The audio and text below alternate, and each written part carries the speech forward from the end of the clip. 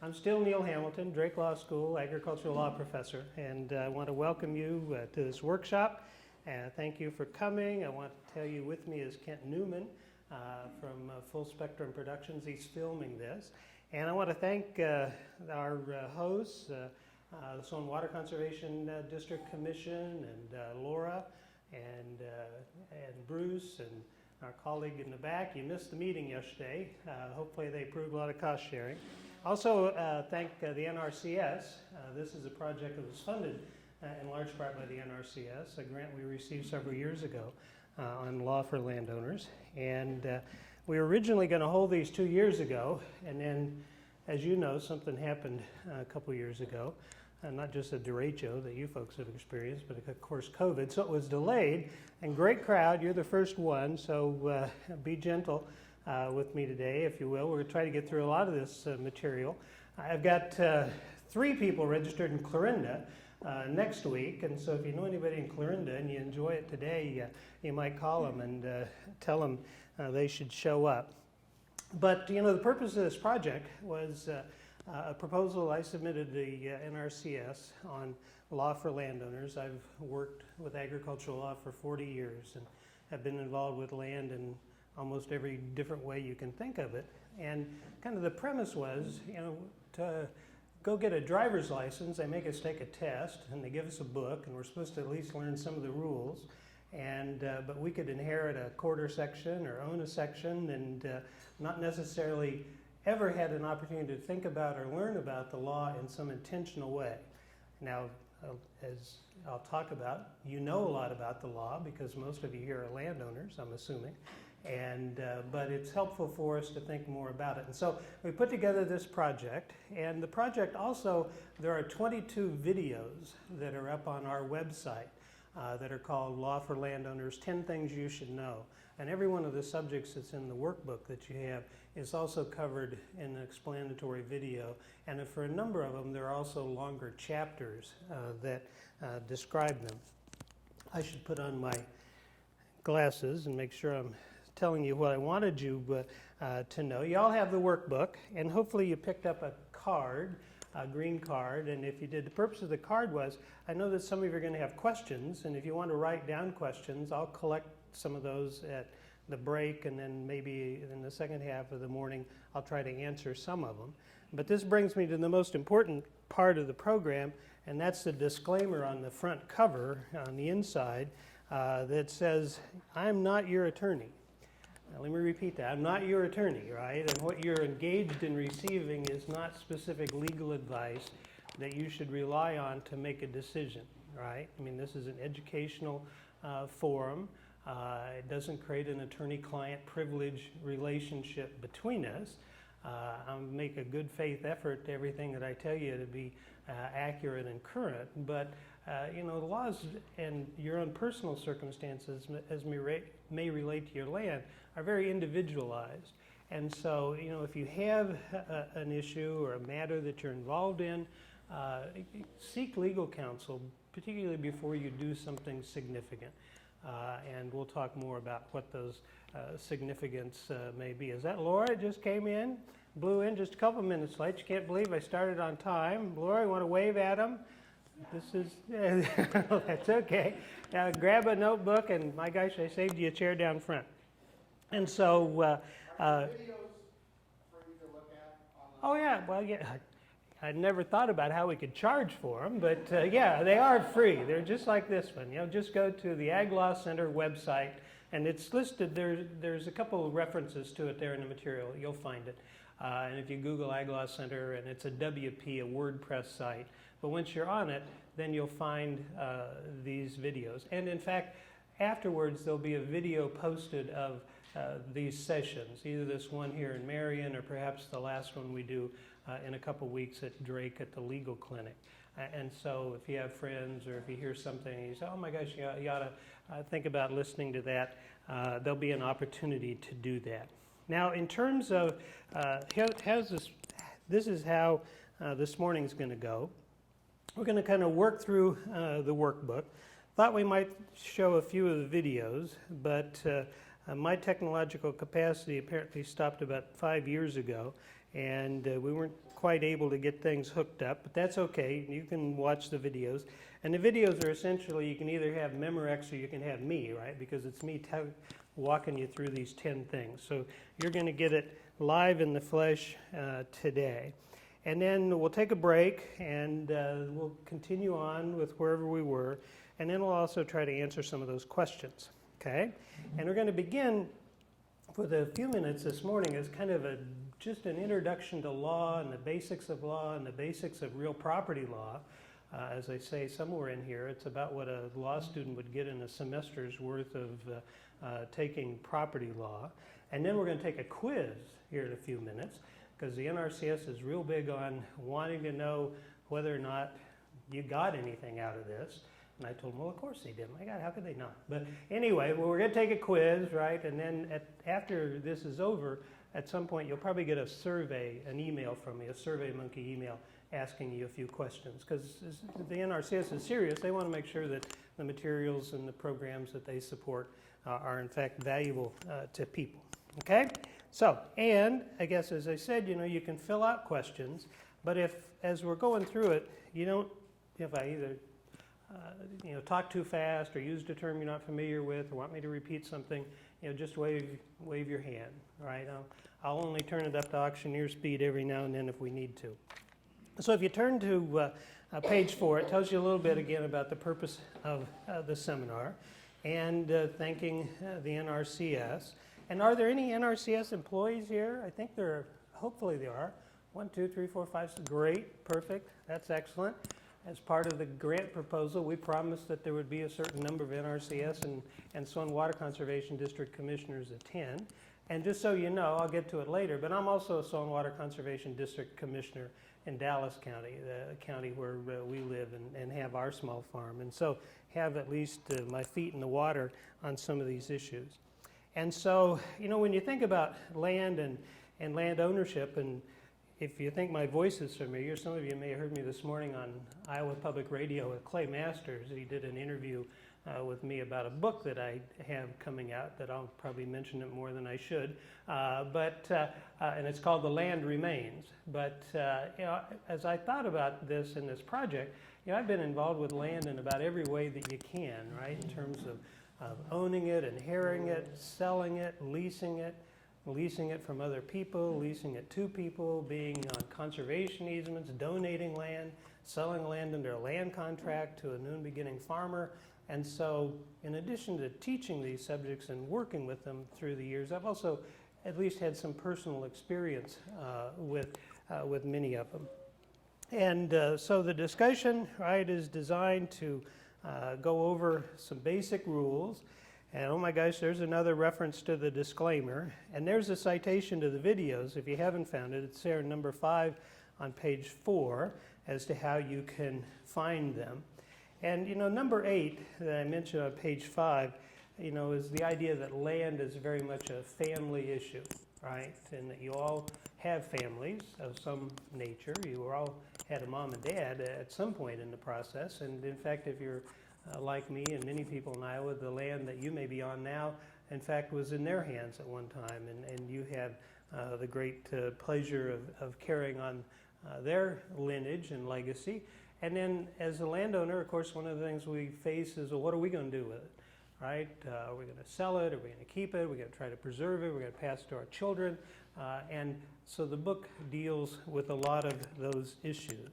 And this book that I mentioned to you, that I just wrote, called The Land Remains, the first chapter is called Grandma Anna Saves the Farm, and it concerns my great-grandmother who inherited the farm I grew up on from her father. He began buying that land in the 1870s, and when she died in her will in the mid-50s, she had 6 children, my dad being one of them, who in fact was farming it. The other 5 were in Southern California. And instead of leaving the farm equally to all 6 of the children, she left half of it to my father, divided the other half to the other 5, and required them to sell their pieces to him. And you imagine that didn't go down well, perhaps with the California crew, but from my perspective, and as I say in the book, that's the only reason our farm continued to exist. and that she was in many ways rewarding him for the fact that he had come back with her to this farm that she'd inherited and took care of her. So how we treat the land and how we treat those in our families is a question that we get to think about. Well, then I have 20 common mistakes that we can make. And of course, you haven't made any of these, but I'm sure you'll recognize many of them as ones that friends have made. Number 2, assuming that circumstances will never change. Yeah, well, that's what we thought when we had this schedule for May of 2020, right? And the circumstances changed, and as they do. And, human behavior within families, blood may be thicker than water, but it may not be thicker than money. And ask questions, right? Asking questions, and they say there's no such thing as a stupid question. Well, there's some that maybe you're less bright than others, but if you have the question, right, you're the one that evaluates whether it's a question. I mean, if it's something you want to know, then you need to ask. Not taking advice of people that you actually pay for their advice. I mean, you don't have to take it, but you do have to think about why you got it. Reading the contract. I wrote a book a number of years ago on contracting, on production contracts, and have Hamilton's 10 rules of contracts. And the first rule is to recognize that whoever wrote the contract took care of themselves, right? And if you didn't write the contract, which you probably didn't, there's no reason to assume that it favors you, right? But one of the other rules is you need to read it, right? Because it all applies. Even the stuff that lawyers refer to as, quote, boilerplate, right? Those little fine clauses like on that car rental agreement that you've never read but you signed because if you didn't sign it, they wouldn't let you rent the car. But there's a lot of stuff in there, right? And some of those things can be very important, particularly those are the types of provisions that can apply in uncertain circumstances, right? Like what are known as force majeure clauses, which means they're oftentimes referred to as act of God clauses, right? That when something that nobody expected happened, well, maybe the contract's excused, right? And so lots of contractual relations that were impacted by the COVID epidemic, right? Questions of, well, are those things somehow excused, right? Because this was a circumstance that was beyond our control. What would your contract say about that? It might have listed specifically acts of war, for example, or disease, right? So there are a number of these issues that you need to think about. As I say at one point, reducing taxes may be a plan, but it's not necessarily a strategy, right? And we've done an awful lot of things in terms of our estate planning in this state with the purpose of trying to reduce estate taxes that may well have twisted ourselves into some pretty unusual knots when it comes to the types of corporations and trusts and other structures that we've created largely for tax avoidance, right? But which still at the end of the day, you have to figure out, well, who is it that owns the land, right? Who is it that is the decision maker? Who's the beneficial owner? Having a will, having a succession plan is important. And of course, assuming your children always get along and be able to agree, right? We're going to talk a little bit about joint tenancies here in a few moments. And then number 19, assuming the truth won't come out eventually. Well, it usually does. Maybe it won't come out until after you're gone, and perpetuity is the day after I'm dead, right? And so then right, whoever's left can sort out the pieces. But in recent years, I've been struck by the number of court cases that involve intra-family fights over land ownership and over trusts and estate plans. And usually, right, what happens is finally when the last parent dies, well, then the wheels fall off, right? The centrifugal force is now gone. Things start to, spread out. And then, right, the truth comes, well, my gosh, they've been lending money to my worthless brother for the last 10 years, and there needs to be an accounting for that, right? And that's oftentimes what you have in these court cases. So, 8 things to remember about land agreements.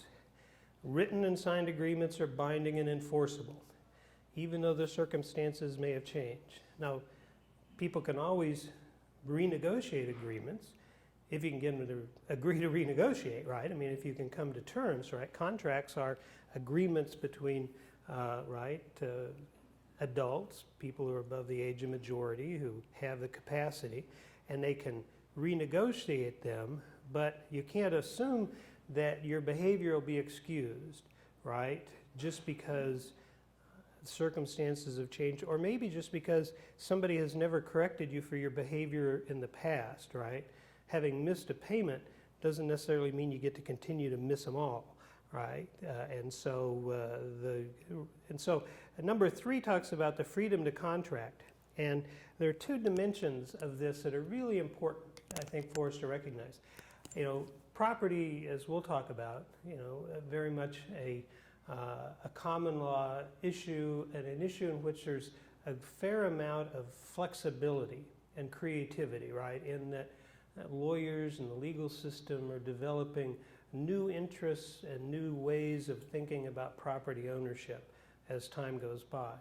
In addition, freedom of contract is you and I can agree to do pretty much anything, right? As long as it's not illegal, right? As long as it's communicated, as long as there's consideration, as long as we're adults. And so when it comes, and I'll use an example of farm leases, we'll talk about farm leases and putting conservation provisions in them, right? There's nothing that says you can't include in, the lease exactly how you might want the land farmed. Or, as you may have seen, a number of you in the news a number of months ago about how the Garst family sold a couple thousand acres of their land in the Coon Rapids area and included a soil health conservation easement in it that applies to how the new owners are going to treat the soil in the years ahead, and giving a third party, the White Rock Conservancy, the authority to supervise or monitor the compliance with that easement. You say, well, how do you do something like that? Well, it's never been done before, but the lawyers got together, figured out how you could do it, how you could establish some type of verifiable standard, communicated to the potential purchasers, so everybody who bought it knows that's in their agreement, right? And as a result is legal and binding and is recorded as part of the deed. So, statute of frauds, right? This is number 4, and we'll talk about this on a couple occasions. But contracts or agreements involving real estate must be in writing to be enforceable. And this is called the statute of frauds. And the purpose of the statute of frauds, and it applies to any contract of more than $500 as well, but applies to everything that involves real estate. And the purpose is, the courts say, listen, right? If you got it in writing and you signed it and you agreed to it, we can understand it, right? So the intent of the parties is the pole star of the court. But to allow you to come in with oral testimony and say, well, this is really what they agreed to, right? The idea is that it encouraged potential fraudulent behavior, right? In that you would be, right, induced to remember things the way you wanted to remember them. Selective retention, perhaps, may be one way of thinking about it. And so the legal rule that tries to reduce that and reduce the opportunity or even requirement that courts needs to consider these other oral modifications deals with the statute of frauds. Now, in addition to oral modifications, most of you have read contracts. And if you've ever looked at a production contract like raising pigs or chicken for somebody else, there's always a provision in it that it's called an entirety clause that says this is the complete agreement. This is the only thing that applies to us. It's not modified by any oral agreements or promises or other actions, right? If you're in an arrangement where there are those type of negotiations, they say, well, this is how we're going to interpret that. The key is you need to try to reduce it to writing, right? So, okay, well, then you wouldn't mind saying that, right? Well, we can just add that to the contract, right? That's what this provision means. You sign it, I sign it, boom, no problem.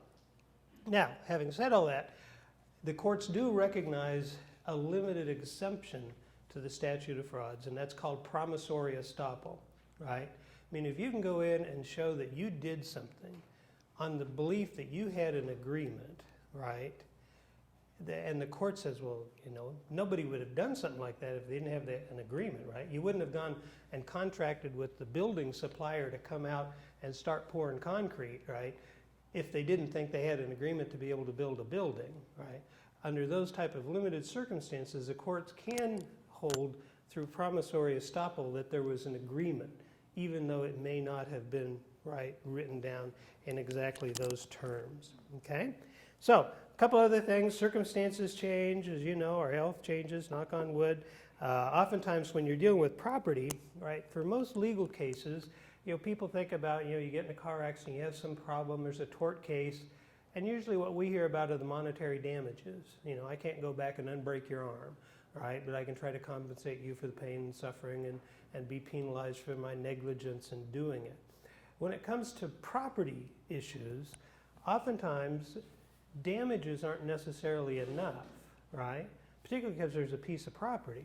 And so the courts have a provision or have an approach that's called specific performance, in which the court can order that the contract be enforced by specifically requiring, for example, the property to be transferred, right? Or for somebody to live up to an agreement that dealt with the property. It's called specific performance, okay? And of course, property can be divided in any number of different ways. We'll talk more about that. It can be divided in time, it can be divided in space, right? It can be chopped up into pieces to multiple people. And as we'll talk about the bundle of sticks here in a moment, we'll recognize those as well. Well, on page 8, a little bit of an introduction of the law. This really deals with what I'd describe as the hierarchy of the legal system. And the trump card, the most powerful form of law in our nation is the Constitution. And of course, there's never any doubt about what it says, right, or what it means. Well, of course there is, right? That's one of the reasons that we have Supreme Courts, both state and federal level. But we have the Constitution, and then, the Constitution's the creative force, right? It created the state, it created the counties, it empowered the legislature, right? So all of this kind of legal authority within our system flows down out of the language of the Constitution. Now, that's not all the law, because we'll talk about common law here in a moment. But so the Constitution is the first thing to recognize. And then we have the statutory law, right? And so that Act of Congress, Act of State Legislature, Act of the Board of Supervisors, or the City Council, right? I mean, those are forms of legislation themselves. And the issue is, right, what's the legal entity, like a county government, or a municipality, right, which is a creature of state law, usually with some type of authorizing statute, right, that gives them their powers, and usually that power then includes the opportunity to develop what looks like legislation, right? Maybe it's the city code, right? Maybe it's the Board of Supervisors and the county resolutions, but those are all a form of legislation. What's different is the jurisdictions may change, right? I mean, the city of Marion only has jurisdiction over the people within its city limits. Though the city limits aren't necessarily what you think they might be, because under Iowa's zoning laws, we'll talk about, there's also extraterritorial reach, which means the zoning law can apply, right, to a certain distance outside of the city limits. And so even though you might not be in a city, you may be subject to some of its ordinances, particularly as it relates to zoning. You're a citizen of the state of Iowa, you're in state Iowa, you're a resident visiting the state of Iowa, subject to the state of Iowa's laws. We're all subject to federal law, right? But federal law doesn't include or cover a lot of the things that state law might. In addition, you have the court rulings or decisions in which the courts are interpreting these various statutes. And so, for example, when the Iowa Supreme Court had to decide whether or not a Soil and Water Conservation District Commission could order a landowner to make changes in how they were farming their land because they had violated the soil loss limits and had refused during the period that they had the opportunity to make their changes on their own, right? Iowa Supreme Court said yes, right? Said yes both because the statute empowers it, and I think you can also argue that it would say because the Constitution gives the state the authority to in fact protect our soil, because the courts recognize it as this vital resource for all of the state. You also have administrative rules, right? These are the agencies that develop rules, and so The NRCS folks are here, and when you go in, want to sign up for an EQIP contract or a CSP contract, right, and you're working your way through those, that's really an administrative process. When you sign that AD 1026 form, the one with the FSA that says I'm not a swamp buster, I'm not a sod buster, I'm in a conservation plan or system for all my highly erodible land, that's really, right, a regulatory delivery of a statutory provision, right? They're in the 85 Farm Bill, delivered out through the NRCS, delivered down through the state and county offices, through the field office technical guides, and delivered to you through a binding legal agreement that you sign with the USDA saying I'm in compliance with these statutes, right? Now, whether or not you signed that or not, you could still be found in violation of those statutes, right? For example, if you were a sod buster or a swamp buster and you were in one of the programs. Well, after administrative rules, you have laws and ordinances, and this is local government bodies. Their actions are not necessarily referred to as legislation using that term, but oftentimes as ordinances. And then finally, you also have what I refer to as private law, right? And private law is what you and I agree to, right? I mean, most of us enter into a contract fully expecting it to be performed, right?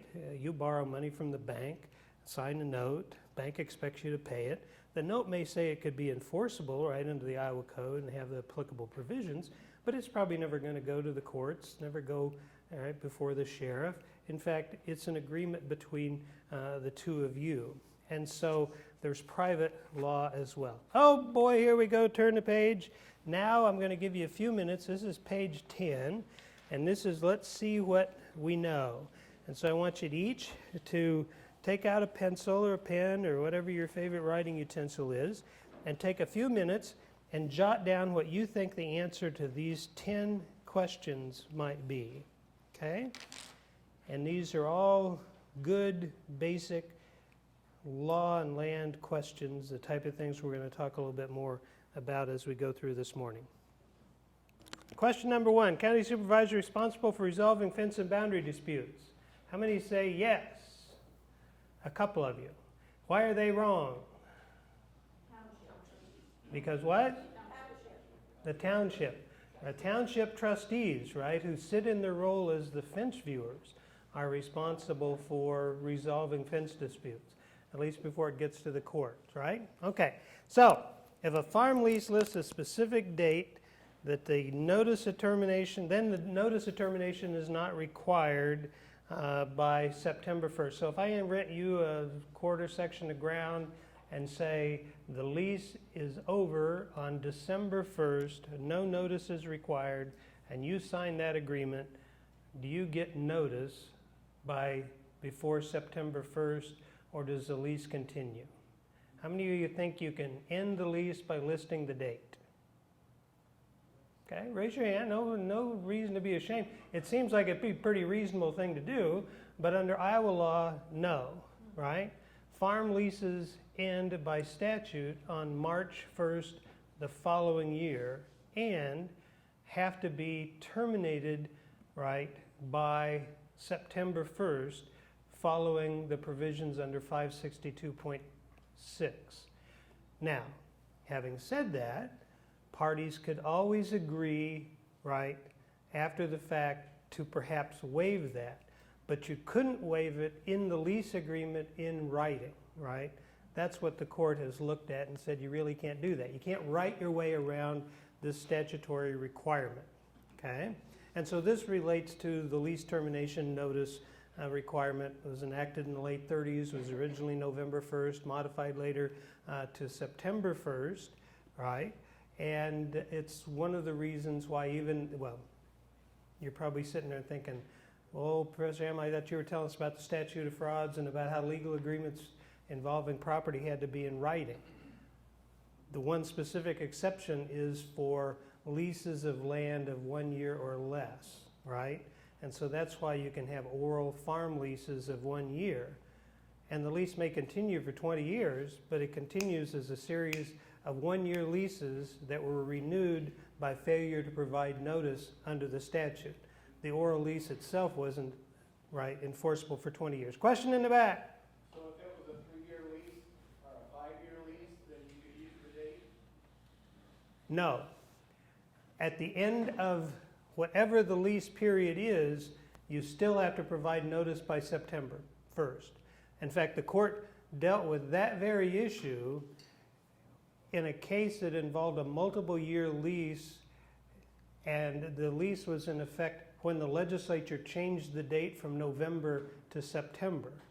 And they came in after September and tried to provide notice and said this should work because it's sooner than November 1st, and the court said no, statute applies, right?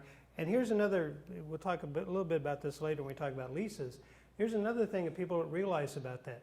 That duty to provide notice runs both ways. So if you're a tenant and you want out of a piece of land, right, you need to provide notice before September 1st. Because if you don't, the landlord could hold you to the lease or hold you to a contractual claim for the cash rent, for example. You might say, well, now, why would anybody want to try to hold a tenant to a piece of land the tenant didn't want to be on, right? Well, the issue would be if it was in a changing land market, right, or a changing lease market.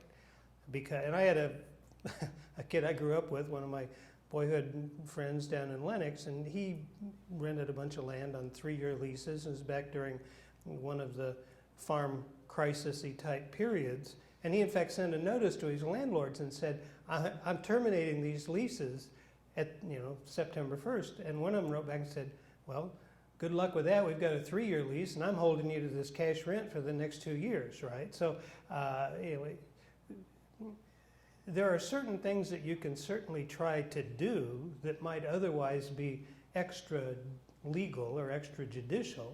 And if the other party agrees to them or doesn't blink, well, you may get away with it. But that's a different question than what the law actually provides. Comment or question? Yeah. Do the notices of termination have to be in writing then too? Or? Yes. Well, yes. There are court cases on that, right? In terms of, the landlady went out and met with the tenant, was upset with all the weeds and said, you don't act like you want this place. Well, I don't think I do. Okay, I'm going to find another tenant. And then, that fall, a new tenant starts moving machinery onto the property, right? And then you can just picture how it went down. The former tenant's in the bar complaining about how he was being treated, and somebody said, well, did she give you notice? And he said, no, she didn't. And so he sued her and says, you never gave me notice. And the court said, no. This is promissory estoppel. She had every reason, or equitable estoppel in that situation, right? She told you she was going to terminate it. You didn't resist. You had all types of evidence. You leased it to somebody else, including, if I remember right, the guy moved furniture into the house, right? Into the parts of the house the guy wasn't living in. And so, here's the best rule of thumb. If you can provide notice by September 1st, do it, right? And provide it under the requirements as they're set out in 562.6. If you find yourself afterwards that you somehow didn't provide notice, now the burden's going to be on you to try to find some excuse. One of the excuses that's specifically provided for in the state law is failure to pay the rent, right? If they didn't pay the rent, let's say you had a second half cash rent due sometime right in the winter or in November, and they didn't pay it, well, the fact you didn't terminate the lease before September 1st doesn't mean you have to necessarily go ahead with it, right? Failure to pay is one of those statutory provisions that can trigger this. This is exactly, though, one of those situations, if you're involved in these, that you need to get legal advice that deals with your specific situation, right? In terms of the nature of the communication, the history of what had gone on before, right? You have a question, or maybe you want to talk to your lawyer. Go ahead. What, if any, lease other than crop lease pertains to purchase of done notice? Only farm leases, right? These, what? Yeah, well, I'm trying to search my brain to see whether or not the legislature may have modified that, because there was a case called Moreling versus Smith that involved a notice requirement on a pasture lease. And the argument they'd made was the statute says that the land's being occupied and cultivated. And they made the argument to the court, well, the land wasn't being cultivated, right? And the court said, well, but it was being pastured, and the pasture was being maintained. And so, that issue of a pasture lease is one that, and pasture leases typically aren't your typical farm lease, right? I mean, well, you also have leases where people come on and run their stock cows on ground after, right, the crop's over, right? And so, that's may or may not be a lease in the legal sense of the term. The best rule of thumb is, right, providing notice. And you recognize, right, one of the effects of a lease being in place is if you sell the property after September 1st and there's a tenant in place, the new owner has to live with the tenant for, right, the next period of the lease. Similarly, there's another provision here that, a lot of people own property as life tenants, right? There may be a number of you here who own property as life tenants, right? Meaning that you were given a life estate and you have, right, control and possession of the property as long as you live, but on your death, it passes to some identified remainder person, right, in the will or the estate in which you received it in. Well, now, we can't walk down the street or drive down the road and say, well, life tenant, non-life tenant, owner, fee simple, right? And you would, I think, have to assume that a fair number of tenants wouldn't know whether or not their landlords were life tenants, right? In terms of the nature of their ownership. If a life tenant dies prior to September 1st, no notice is required. The lease terminates on their death. If a life tenant dies after September 1st, the inheriting remainder people are subject to the lease. Though the Iowa law includes a provision that says they have the ability to re-establish the lease amount, right? The actual rent. They aren't necessarily bound by whatever the rent was that was established by. But we're pretty far down here in the weeds, and this sounds a lot like legal advice. So let's go ahead and move on a little bit. Oh, God, we're still doing the quiz. How about number 3? Soil and Water Conservation Commissioners have the power to order you to install practices. I think I already gave this one away, right? Yes, they do. They don't very often, and Laura, we could have a long conversation about why that may be, right? But under Iowa law 161A.43, it's the duty of every landowner to, right, protect the soil, meet the soil loss limits established by the commission. So a yes is the answer there. Number 4, the law requiring sales of land be in writing enforceable statute of frauds. Boy, I gave you the answer to this one, right? Yes, that's what the statute of frauds is. If you are a joint tenant with your sister or sibling on a piece of land, it means you have an undivided 1/2 interest in the whole property. True or false? How many say false? Okay, well, it's true, right? And you have a 1/2 interest, or whatever they might. If there were 6 of you, you got a 1/6 of an interest, and it's undivided in the sense that you can't go out and say, well, that's my share, right? That's my interest. It's an undivided interest, right? That's what makes you tenants in common.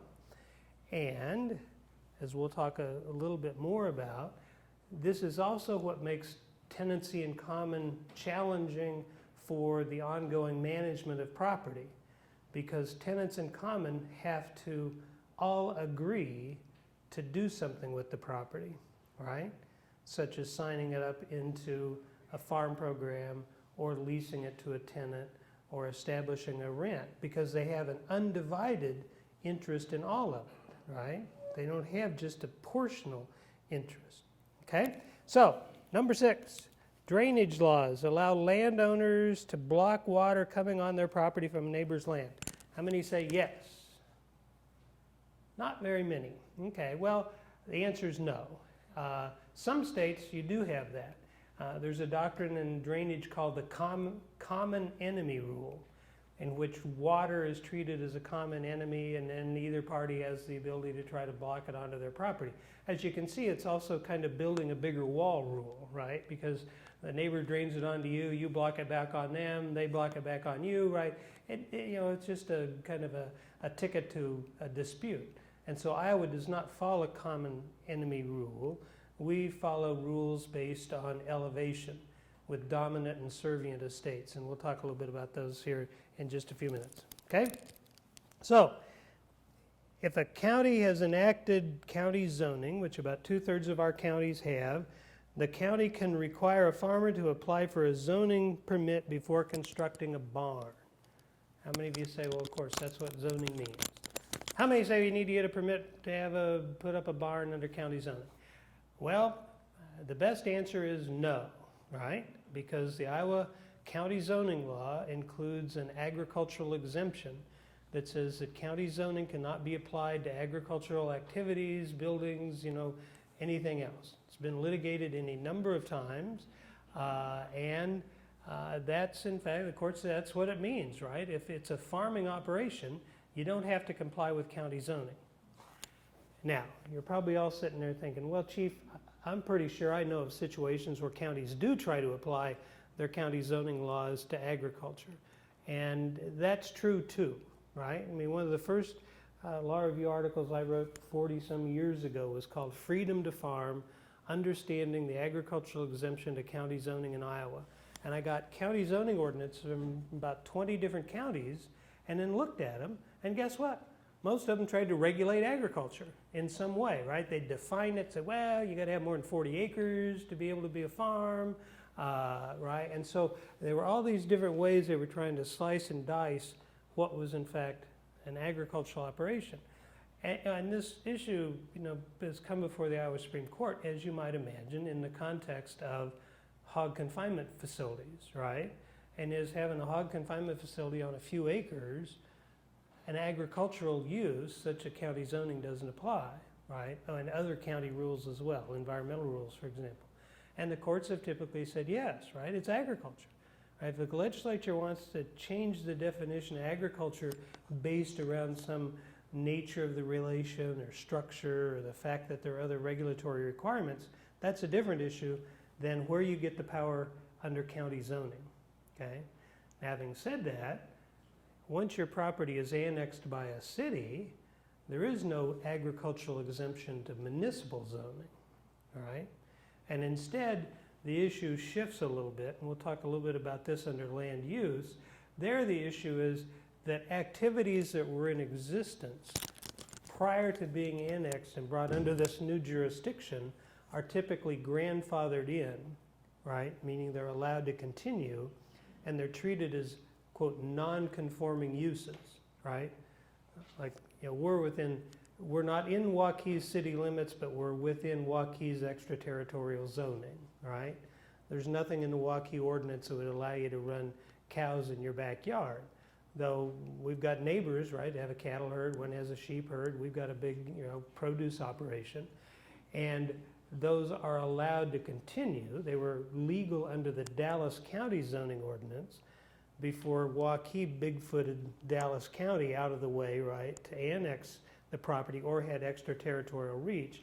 But the issue with non-conforming use status is you typically can't change it.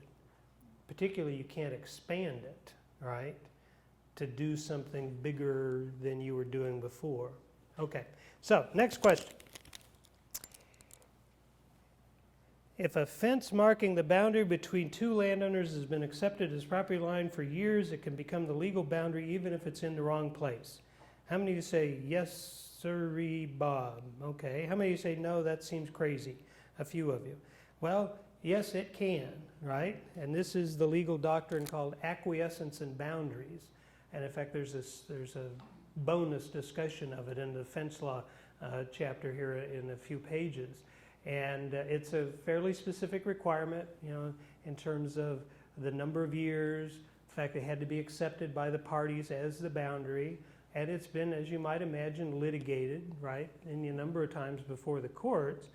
But you can also think about, with our new modern systems of surveying, how common it might be that the fence lines aren't necessarily in the right place, right? I mean, you're out there laser shooting some line between people, so, oh my God, the fence row's 4 feet over here, right? Well, who gets the 4 feet?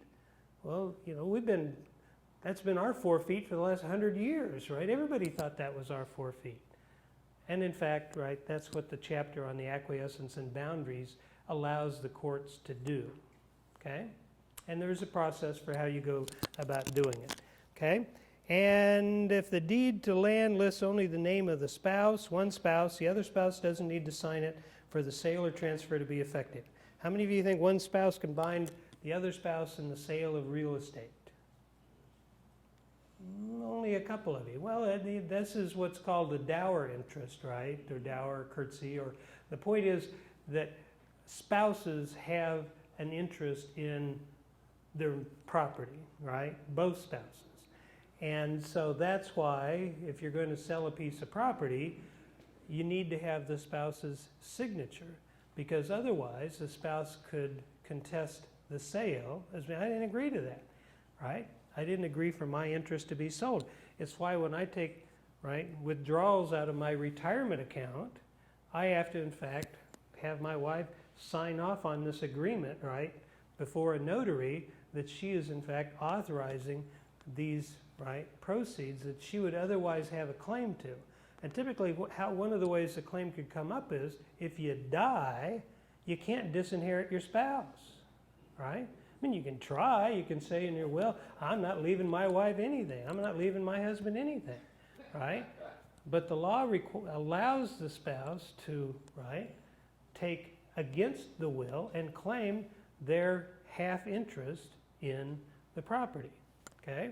And so right, we're going to talk about here in a freckle about, how property law applies.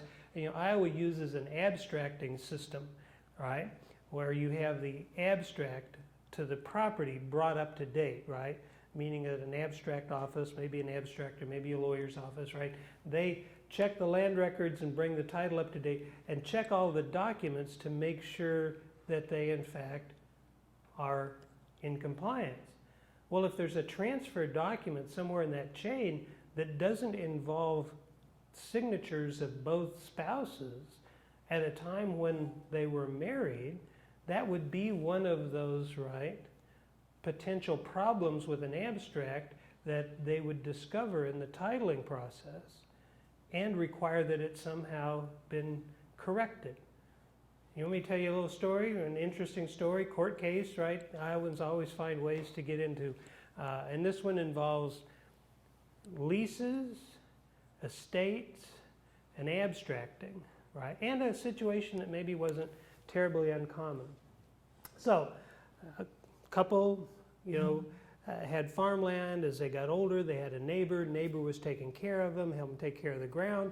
And the husband, when he wrote his will, he said, I am going to give, let's say your name's Steve. I'm going to give Steve a right of first refusal to purchase this 80-acre tract of land. Okay? Boom, in the will. Will's never touched again for another 20 years. A few years after that happened, Steve and his wife and family moved somewhere else, bought a different farm, were farming a different piece of ground, right? The relationship became more distant, but it was still in the will. Guy dies, right? And so now at this point, the attorney, right, is, right, handling the probate, and the wife's the executor. And here's this provision in the will, unbeknownst to them, in which the husband had said, we're going to give, and it was his property, right? And so he said, under the terms of this will, right, I'm going to give Steve a right to purchase this property. And at this point, this is when the lawyer screwed up, though you can understand why the wife wasn't upset with it. They never notified Steve, right? They said, well, let's just ignore that. And they went ahead and handled the estate, handed the property down through the kids. A few years later, mom dies, and now the kids are getting a piece of property. One of the kids wants to sell a piece of the property, and the abstract company's running the abstract, and they find this provision in the will that says Steve was supposed to have the first right of refusal to purchase this farm. And they got in touch with Steve and said, well, we can't find the waiver, right, where you didn't exercise your right. And Steve says, well, I'd never heard about this. I'd kind of like to buy it, right? Particularly if I can buy it at its price 20 years ago, as opposed to the price that it was today. And to make a long story short, that's exactly what the district court allowed him to do. And on appeal, that's what the appeals court allowed him to do. He had the right to buy it. It wasn't conditional. It was a right of first refusal, right? It wasn't, the widow said, well, he only got to buy it if I decided to sell it. No, that wasn't how it was worded. It was a right of first refusal. It wasn't an option to purchase if the property was made available, right? So again, very specific wording can control you. And, because she said, I don't want to sell it, so why would we have offered it to him? The court said that wasn't how it worked. He had the right, had to be notified, wasn't notified, ethical breach on the, and malpractice perhaps on the part of the lawyer, but, and so now the kids are saying, okay, well, if he has to sell to him, at least we get to sell it at the current price. And the court said, no, that wouldn't be fair, right? You folks didn't tell him about it 20 years ago, and now you want to benefit by this conduct, and so they let these people buy this property at the old price because they had failed to provide them with the right as it was in the will, and the only reason anybody discovered it was the abstracting process to clear the title. Okay? It's a case called In Re the Estate of Rothler. I don't think there's a reference to it in here. Well, my gosh, you know, we're going to have to stay till 3 this afternoon, Laura. Old Ham doesn't speed up. And so, yes, you have to have your spouse sign. And number 10, under Iowa law, all the water in the state's owned by the public and is subject to permitting. All the water in the state owned by the public? Yes? No? Who says no? That can't be right. Few of you say no. Well, no, the answer is yes, right? All the water in the state is public water with exceptions, right? I mean, you have the right to use the water in your pond, to withdraw it from ditches that run through your property, but otherwise, the water of the state, under a law passed in '64, was made a public resource, right? And as a result is subject to the state's power to grant you the right to use it. And if you want to use it, you have to have a permit from the estate, except if you're an unregulated use, more than 25 or fewer than 25,000 gallons a day, right, are an unregulated use. So you don't need a permit, and most farm operations wouldn't. But if you're taking more than 25,000 gallons a day out of a well, out of a stream, out of a lake, right, and the state doesn't make a distinction between groundwater and surface water sources, you're supposed to have a permit from the DNR. Similarly, you're supposed to get a permit before you drill a well, right? And water in Iowa is tied to the land on which it's used. You can't have interbasin transfers. You can't get a water right on a piece of property and ship the water somewhere else, or transfer it out of the basin. And so, you know, Iowa started as a riparian state, and our law still has riparian type dimensions. And riparian means you live next to it. So you live next to a stream, right? You can take water out of the stream. You live next to a lake, right? You can use the lake. Different than the prior appropriation system that they have in the West, in which the right to use water was obtained by the first people who seized the right to use it, and it could be shipped anywhere, right? We could put it in a ditch and run it 5 miles away from the stream and have, right, a senior water right. You could live immediately next to it and not be able to withdraw it. In the West, you're not even supposed to be able to collect the rainwater that flows off the roof of your house into a rain barrel as yours, right? All of that water is supposed to go into its natural courses and then be subject to whatever the water rights systems is.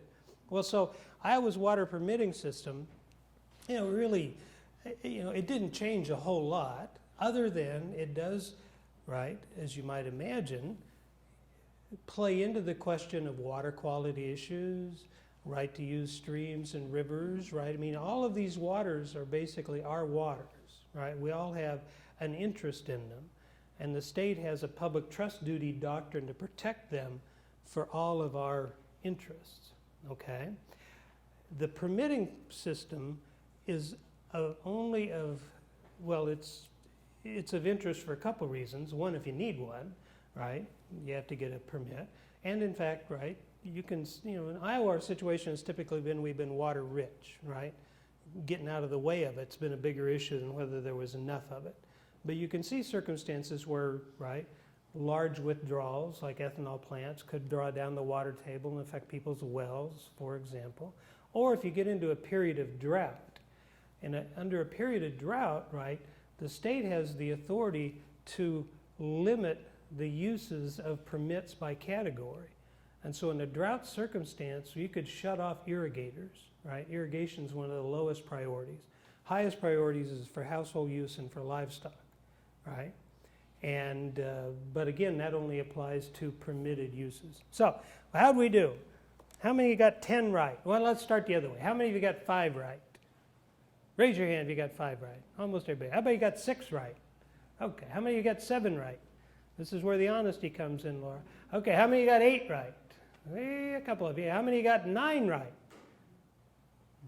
Oh, we got one fell in the back. He looks like he works for the NRCS. Oh, I've got 2 right here. Anybody got all 10 right? You got 2 that got, did you get 9 too? You got 9 too. Okay, well, I only brought 1 T-shirt, so I may have to figure out which one of you could actually wear it. It's a large, but well, good. So, did you enjoy the quiz? Did it make you realize that you maybe know more about this than you thought you did? Maybe, right? Yes. I have a quick question about number 5. What if someone was made executor of their estate? I'm sorry? In number 5, what if somebody was the executor of the estate with that undivided interest? Would that change that at all, or? You mean if they're one of the joint tenants? Yeah. Could you repeat the question? Yeah, I will. If it's two, if there's siblings and one is made executor of the estate, does that change the undivided interest? So his question is, so we've got a joint tenancy, 2 siblings, one of them happens to be the executor of the estate, does it change the undivided interest? No, they would still be joint tenants.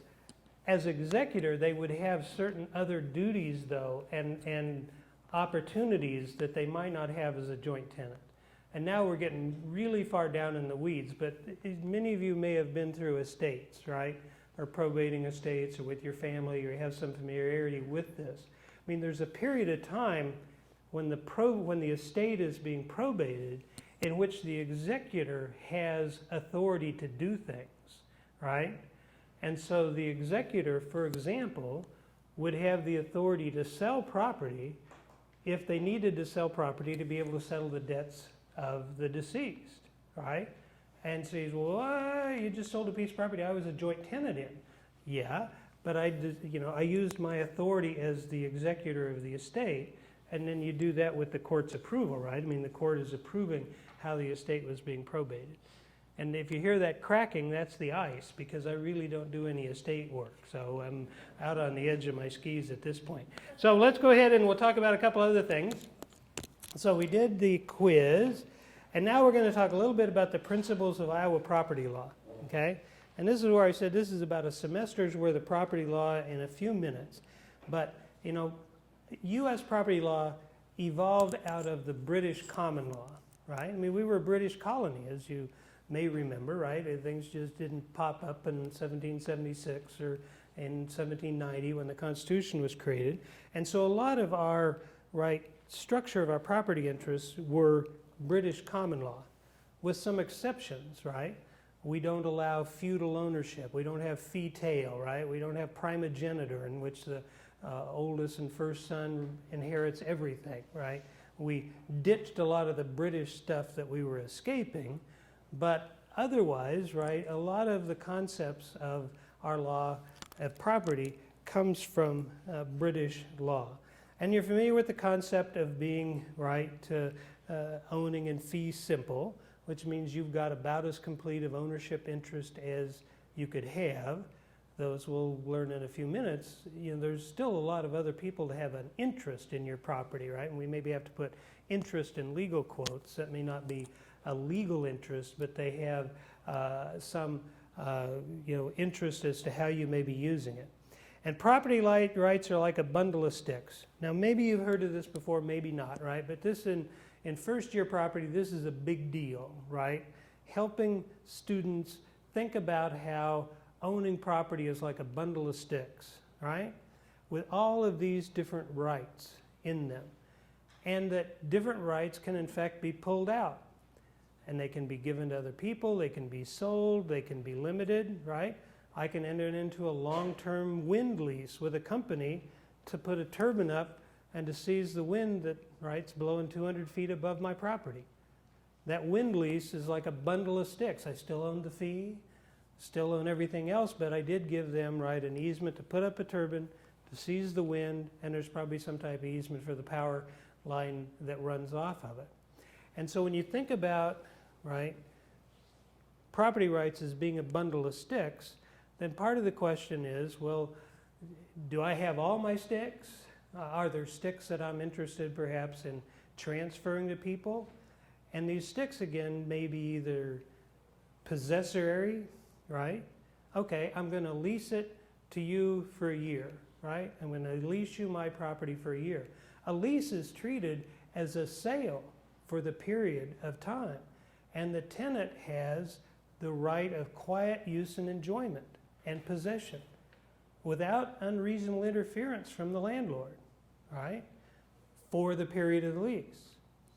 And the lease may be in writing, as you would hope they are. Still a lot of leases that are oral. If they're in writing, they may well have a whole number of things detailed. Even if they're oral, the oral lease carries with it a series of implied covenants that the courts will recognize. And one of the most important implied covenants in a lease is you have the right to get the property back, right, in roughly the same condition at the end of the lease.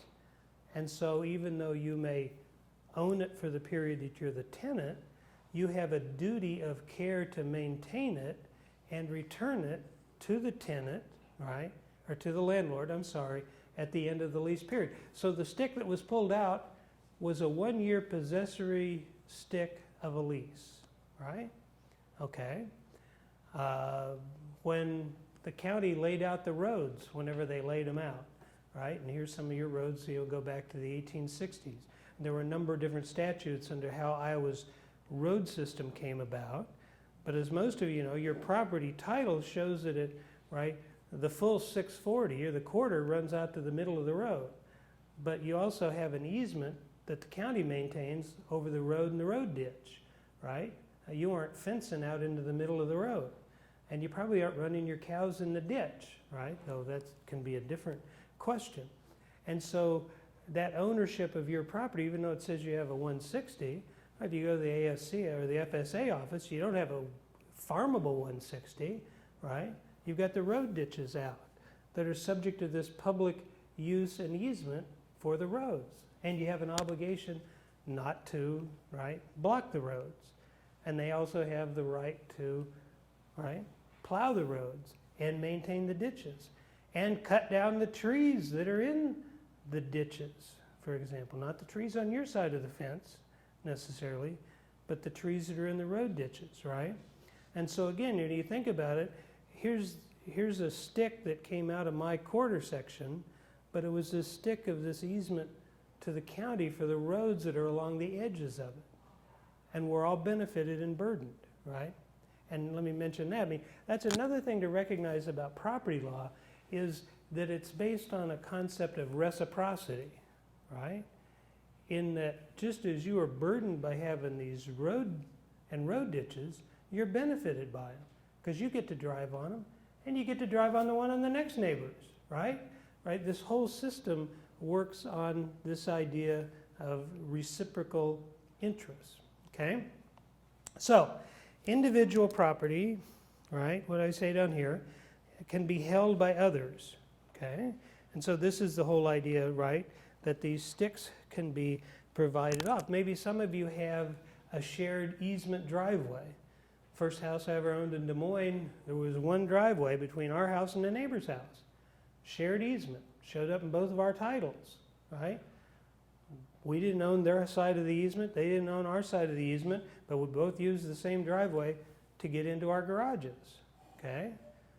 Property interests that were created. If you didn't have, if the law hadn't had a way to create that, neither of the houses would have had a way to have a garage in the back and get the cars off the street, right? And so the easement that was created between those two properties created a way for the owners to maximize the use of their property and do it in a legal way that's binding, right? I mean, nobody expects to sell the house and then find out that the easement was personal, right? Well, the easement wasn't personal in the sense that it didn't die with the owner. It was appurtenant meaning it was attached to the property, right? So some easements are appurtenant, like that, meaning that they touch and concern and run with the land, right? Now, how could you get rid of that easement? Own both of the houses, right? And if you owned both of the houses, you wouldn't necessarily need the easement in the middle, and it could disappear through merger, okay? But otherwise, right, an easement is an example of taking off a stick. Another example that we'll talk about in the materials are the idea of conservation easements, right? And one of the other sponsors of our series today is the Iowa Natural Heritage Foundation. I've been on the board of the foundation now for 30-some years, right? Been involved in hundreds and hundreds of property deals, right, and transactions through the foundation, including the farm that I gave to Adams County that became Hamilton Prairie, right? But as a land trust, one of the things that we're involved with some landowners, are putting conservation easements on property, right? In which the owners have, right, kind of removed certain rights, like the rights to build houses, right? Or the rights to cut down that oak savanna. And some of you may have land in the CRP, or some of you may have land in the WRP, right? Or under the Ag Land Protection Program of the NRCS. Certainly the WRP and the Ag Land Protection Program are classic examples of conservation easements, right? In that those extensive use rights of the property, right? Can't farm it anymore, had to turn it into a wetland, and it was perpetual, but you still own the underlying fee, right? You still own the underlying fee of the residual interest and the duty to fence it and to maintain weeds or whatever they were, right? That's an example of, right, a conservation easement. In that situation, quite a few of the sticks have been sold off. But it doesn't mean the sticks that are left don't have some value, right? Because the residual fee does have value. And a number of those properties that went into the WRP, for example, have subsequently been transferred, right? Oftentimes to county conservation boards, right? May have required or acquired the residual fee interest. The foundation has acquired a number of those and transferred them onto county conservation boards, some situations the DNR, some situations the U.S. Fish and Wildlife Service, right? And at that point, if the landowner who put the property into the program has now transferred the property, right, they're out of the picture, right? They got compensated twice. They got compensated when they put it in the program, they got compensated for ever acquired, right, the residual interest, but the conservation easement, right, that's held by the federal government to make sure that the land stays as a wetland, it's still in place, regardless of which this public agency may have acquired the rest of the fee. Or in situations where maybe it was a group of, old, fat, and rich law professors, right, who do seminars, bought it for a duck hunting place, right? I'd still be subject to, right, the NRCS's easement. And so that's a good example of how you can take off some of those sticks. Okay, what else do we have? Farm leases can be an oral right for 1 year. Land deals subject to statute of frauds, we talked about that.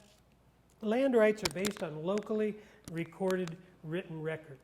There is no state land office. Well, there was a state land office back under the General Survey, right, back in the 1870s when a lot of this land, right, was sold out, and you may have land that goes back to the original patent, but we don't have a U.S. land office anymore, right?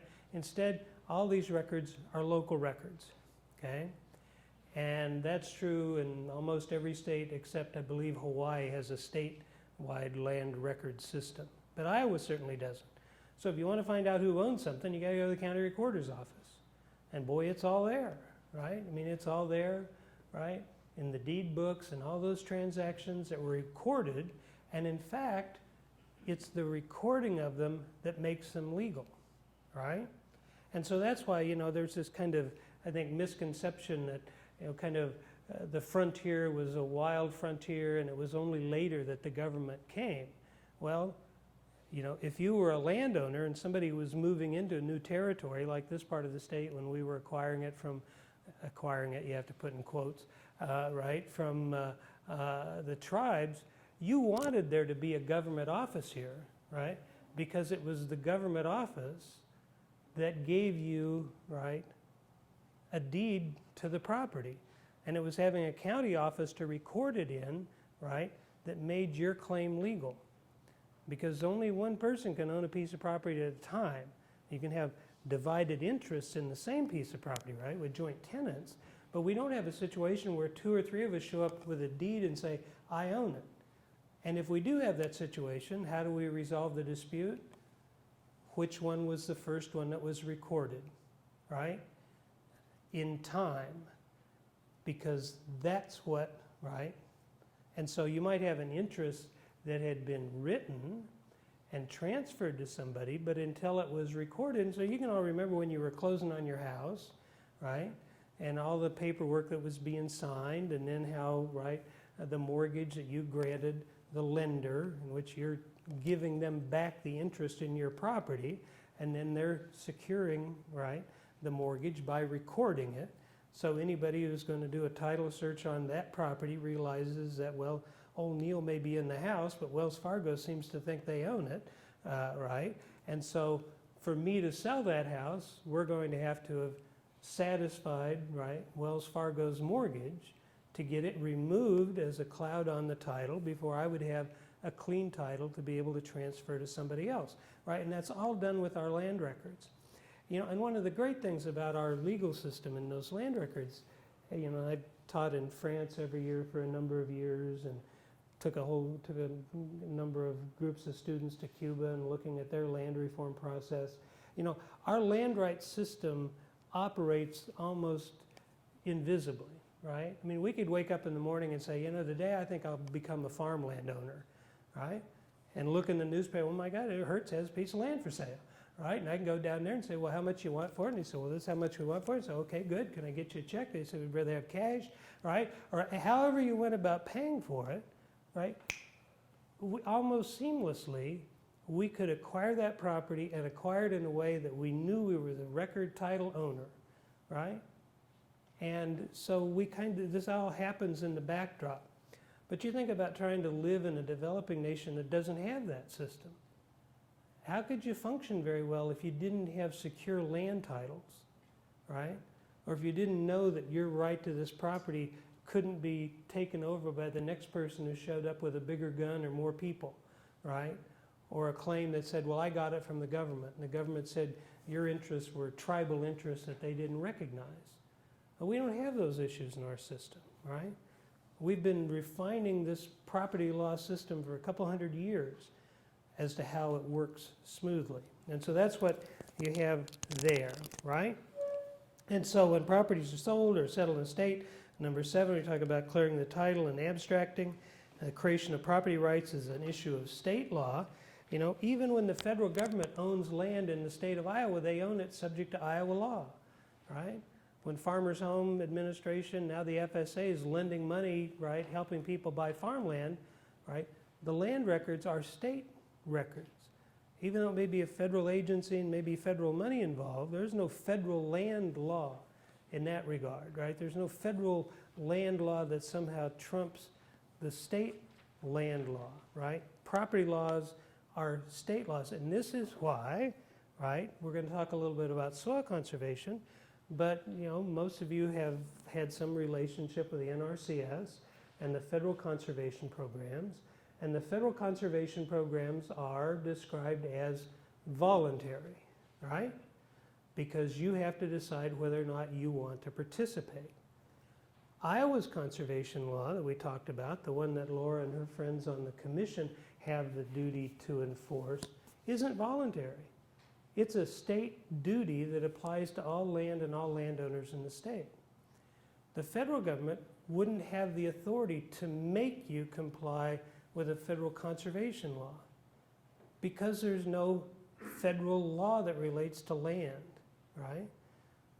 There's the Clean Air Act and Clean Water Act that are federal, but they apply because air and water move in interstate commerce.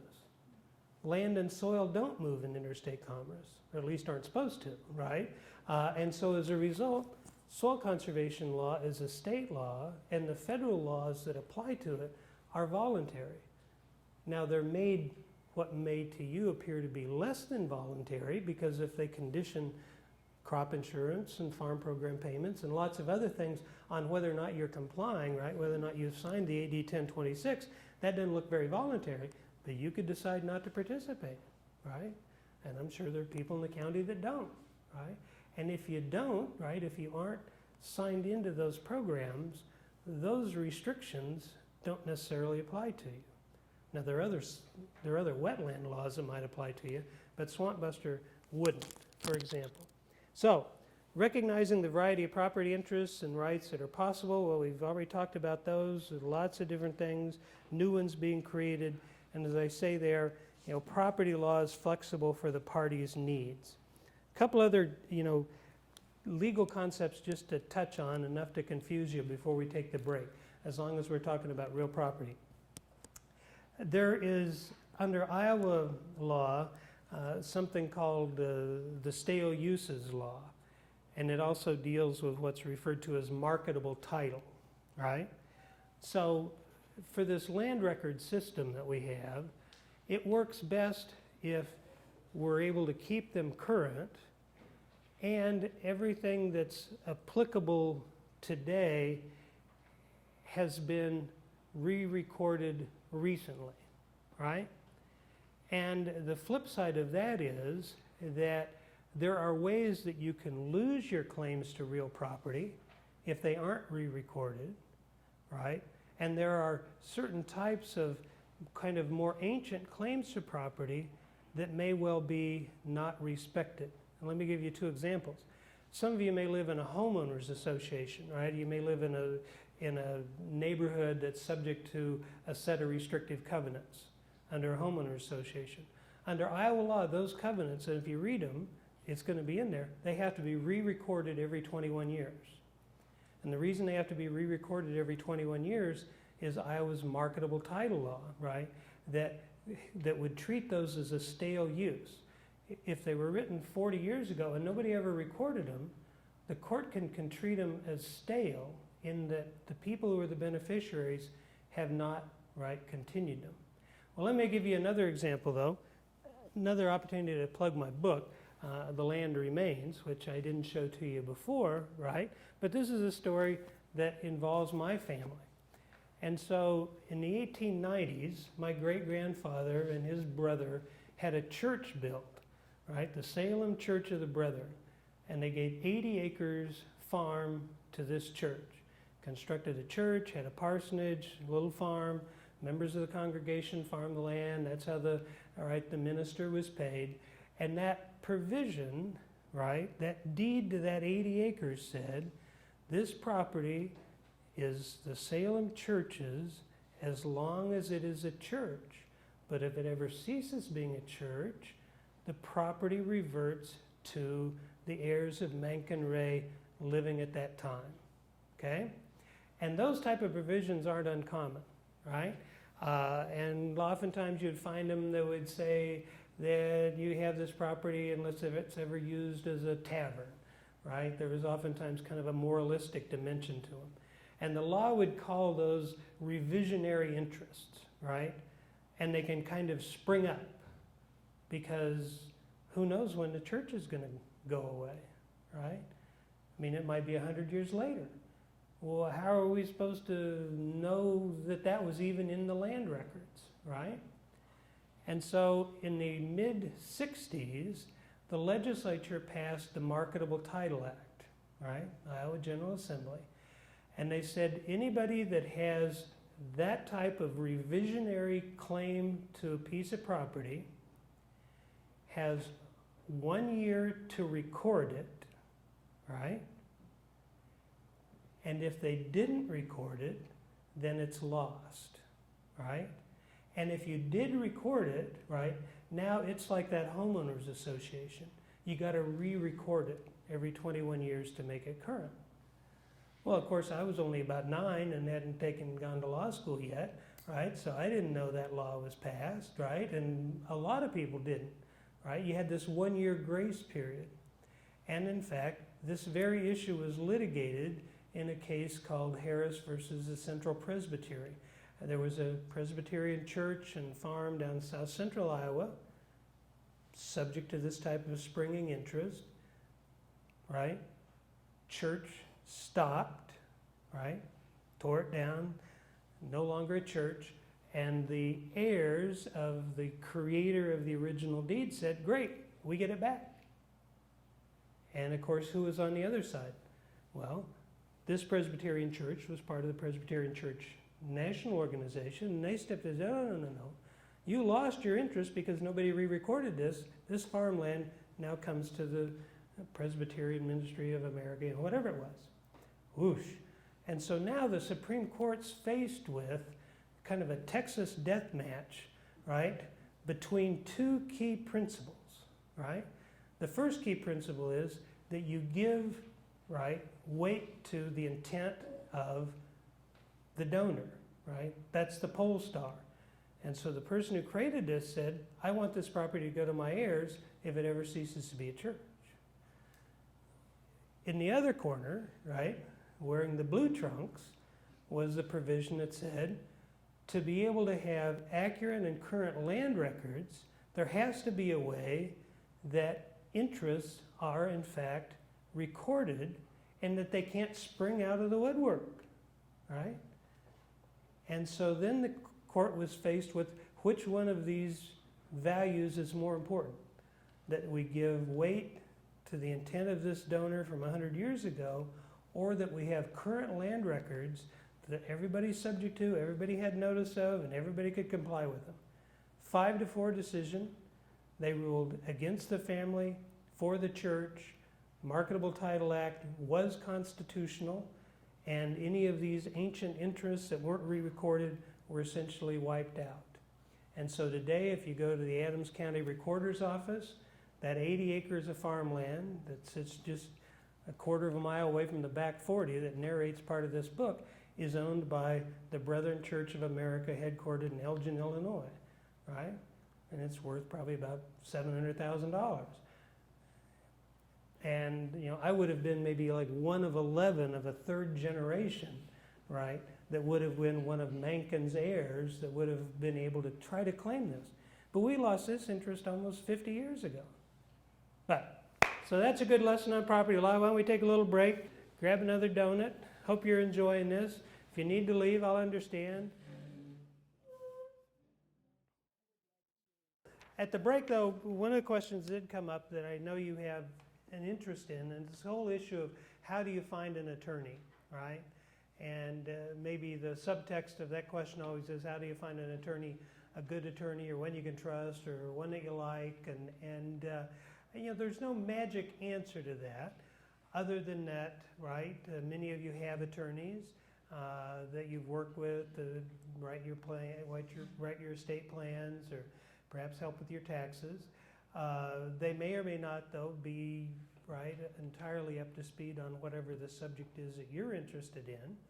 But all attorneys, you know, have a legal obligation to represent you competently and right to know what they're doing, right? And you know, the Bar Association, the Iowa Bar Association, has an agricultural law section. And so there are a number of lawyers that are in that section that kind of have some more training or expertise or involvement in agriculture. I think asking questions of your friends or neighbors, you know, who do you use or what's been your experience, is another good way to find out. And the fact that you may need to travel a little ways, right, or to find an attorney who may not be in your county, may be a fact of life, right? In fact, in some counties, as populations have gotten smaller and people have aged, we have fewer attorneys available. And, you know, I certainly, you know, don't necessarily say you have to go to the big city, to Cedar Rapids or Des Moines, to find a good attorney. You can find a good attorney anywhere, but the question of your satisfaction with them is oftentimes, you know, a relationship one, how you feel they communicate. Do they listen? Do they ask questions? Do you seem to get the answers to the questions that you're asking? And, you know, I'd just, rather than trying to do it yourself, right, riding bareback on a legal issue and hoping that you get it right, I'd encourage you to seek legal advice. And there are some websites also. You know, I went to Iowa State as an undergraduate and student of Dr. Harles, who was such a wonderful mentor for so many of us. And there's the Center for Agricultural Law and Taxation at Iowa State, CALT, C-A-L-T. They have a lot of good information about things. Christy Tilgren is the director, professor there. A lot of respect for her. Jenny Zwagerman is my successor at the Agricultural Law Center at Drake. You know, we're not an extension outfit, you know, like Iowa State or Extension would be, but, you know, if we have information available, we'll try to provide it. And, you know, as you see with a seminar like this.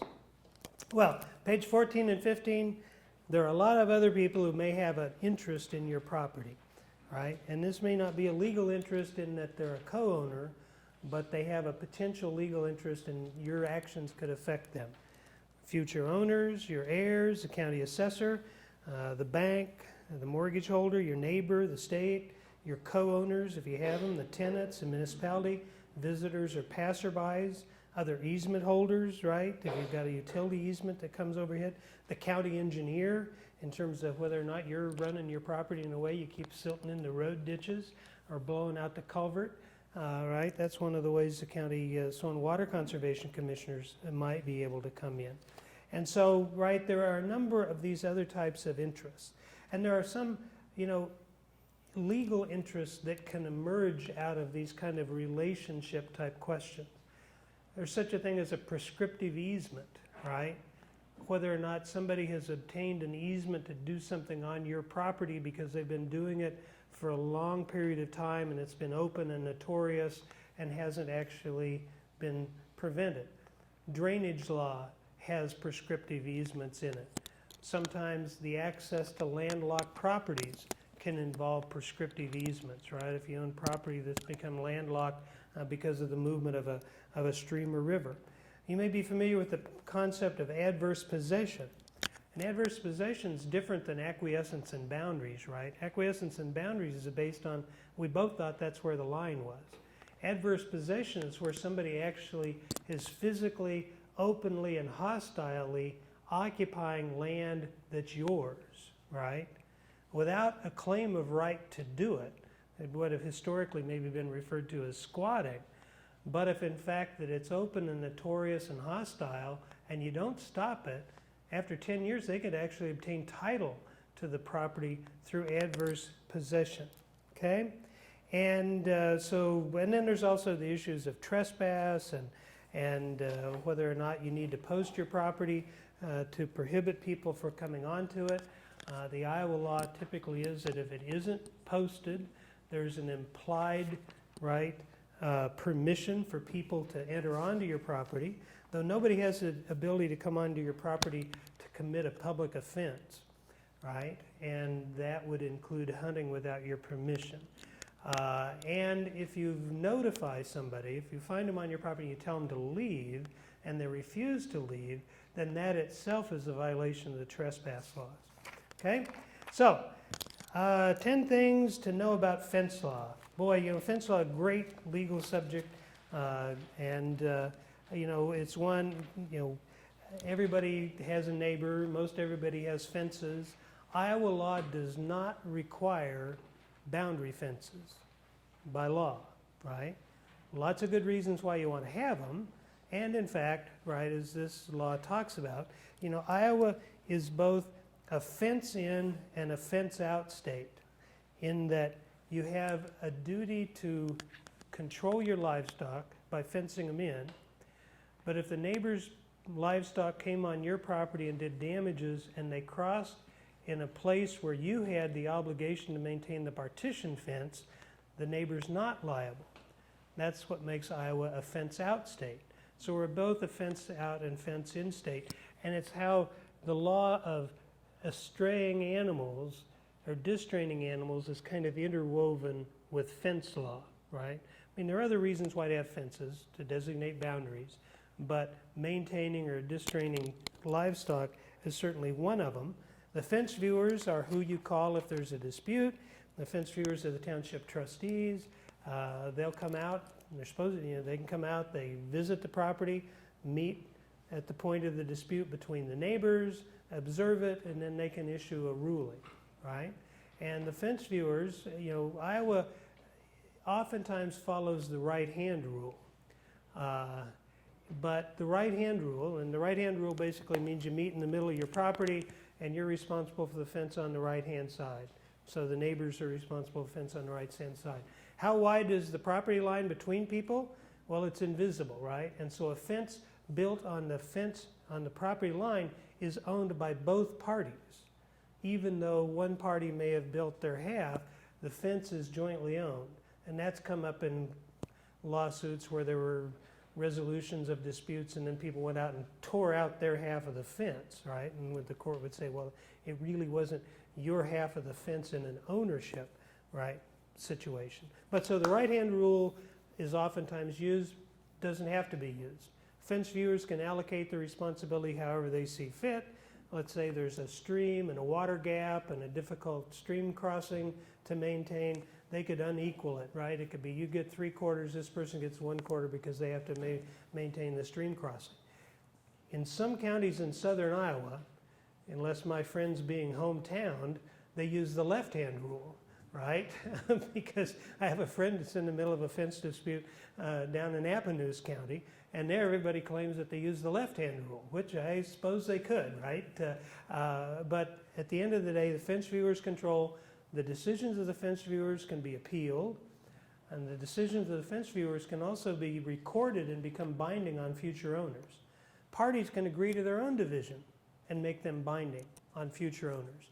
So if you've got a division of a fence that you're happy with, you can record it, right, as being the recording. You can imagine how if property that you were at a long boundary with was being sold or divided into parties, you might end up with a whole series of 40-acre sections with pieces of fence, right, as opposed to a long stretch of fence. In addition, if you fail to build a fence, the county can have the fence built and, in fact, assess it to you on your property taxes. And the person who's complained and wants the fence to be built can, in fact, be the one who builds the fence and gets repaid by the county. But at the end of the day, you can't escape your duty to put in fences. In addition, Iowa also has a tight fence rule, which if one owner makes their fence a tight fence, as defined under Iowa law, and you can picture having a woven wire bottom, right, like a hog-tight fence, the neighbor can be required to bring their fence up to being a tight fence, which could also be more expensive.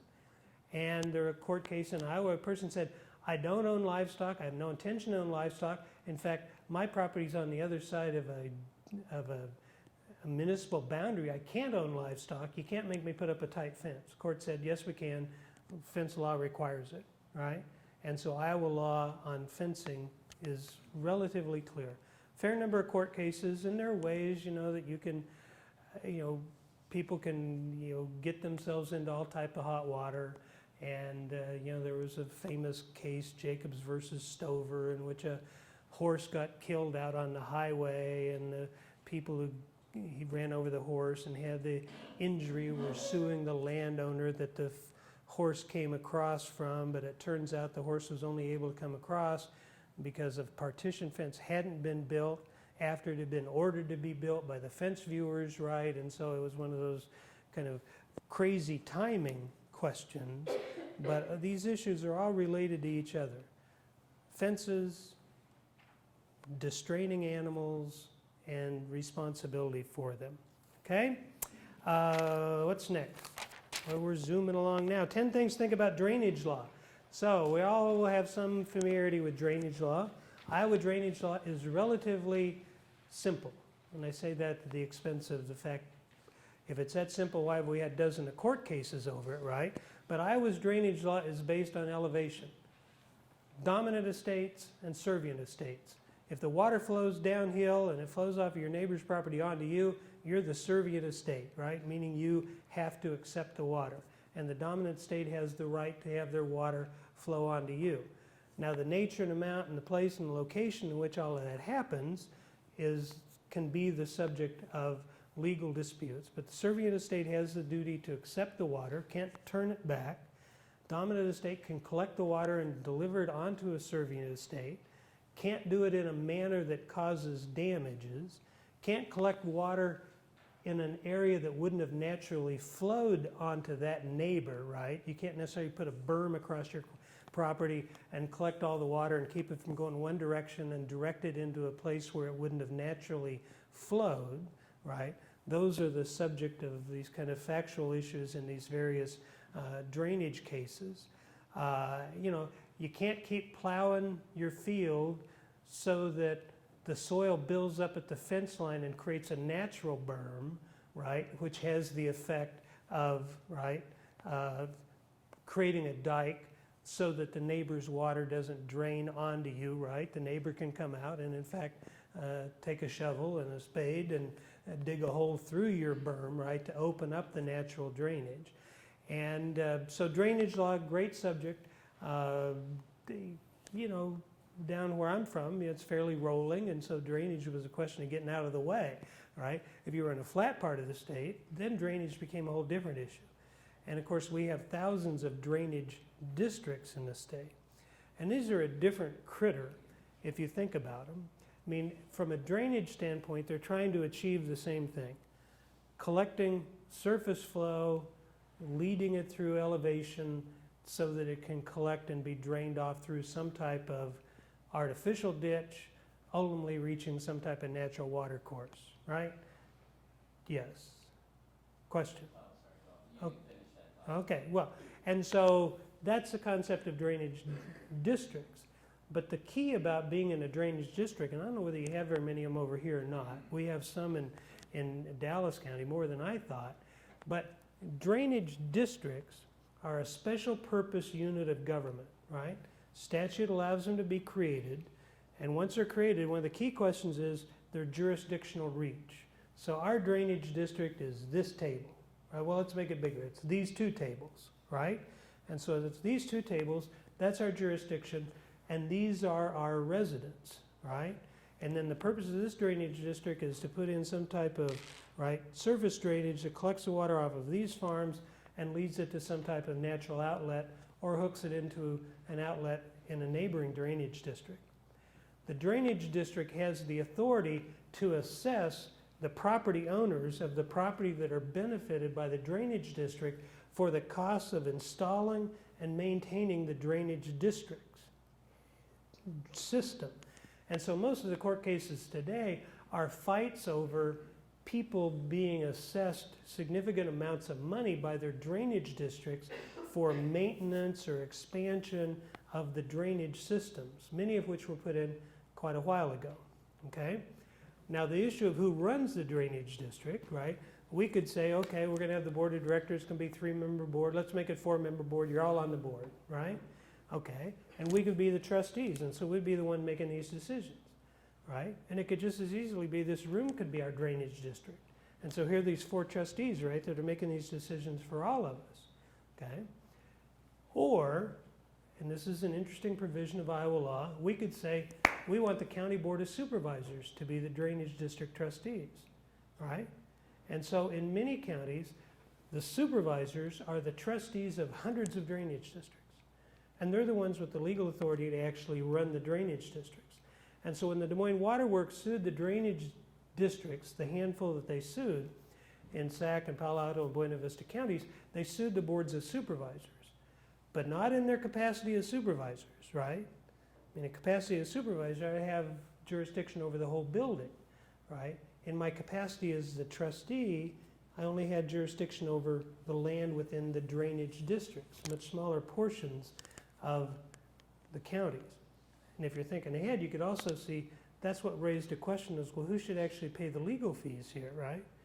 The county residents shouldn't cover the legal fees of defending the drainage district, even though the board of supervisors were the ones making the decision. They weren't making the decisions as supervisors, they were making them as drainage district trustees under state law, okay? So that's essentially how drainage districts work. You can create new ones, they can be expanded. At the end of the day, they still have to get the water somewhere, right? and they also have to maintain it. And then there are some lingering legal questions as to exactly what their authority is. So for example, under Iowa law and under Iowa water quality issues, many people have suggested, why don't we have buffer strips? Why don't we have mandatory buffer strips? NRCS has a number of programs that would pay you to put in buffer strips, right, or compensate you for putting in buffer strip. There's a question of, could the drainage district trustees require there be buffer strips along the ditches to protect, right, the ditch banks and to make it easier for them to get in and to clean them, right? Well, then that question goes more kind of to the organic authority in that drainage district statute as to what exactly can drainage districts do.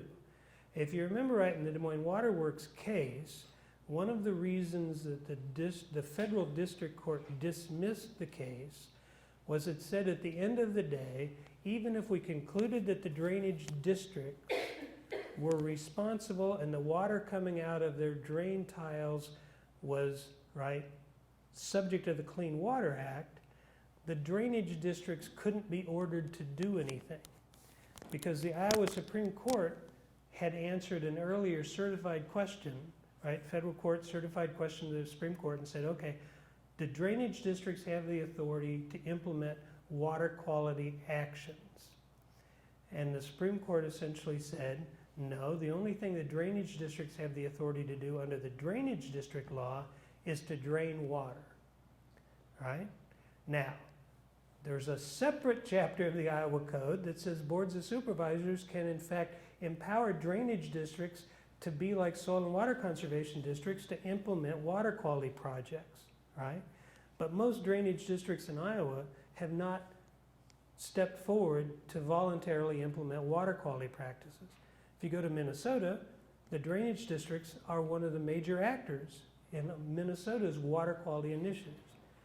The lesson that the drainage districts took out of the Des Moines Water Works case was, let's keep tiling, right? And nobody can make us actually clean up the water, at least so far. And that relates to a later subject. But so that's the issue of drainage districts. Let's see what else I put in here. Neighbors can record drainage agreements and tiling, right?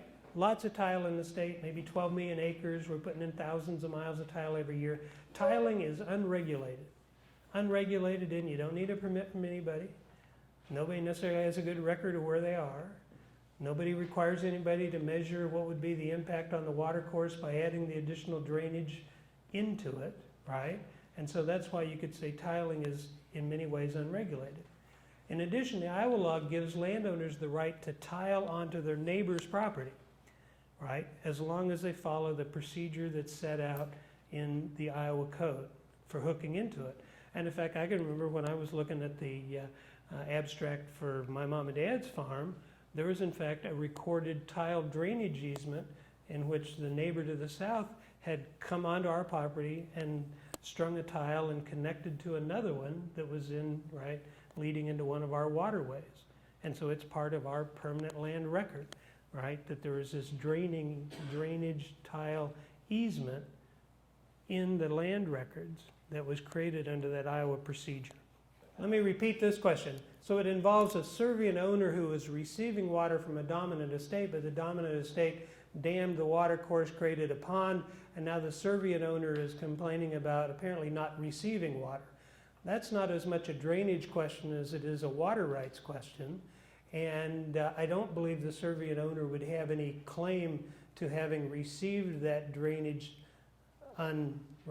unimpaired, because I think the controlling issue would be whether or not the dominant landowner had the authority to create that pond.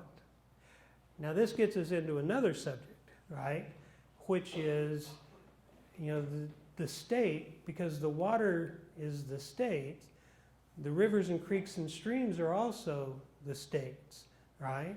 And there's a provision under Iowa law that you can't channelize, straighten, create dikes, or otherwise put obstructions into the streams and rivers of the state without having a permit from the DNR to do it, right? Now, it's unlikely that what they did was they dammed up a stream, right?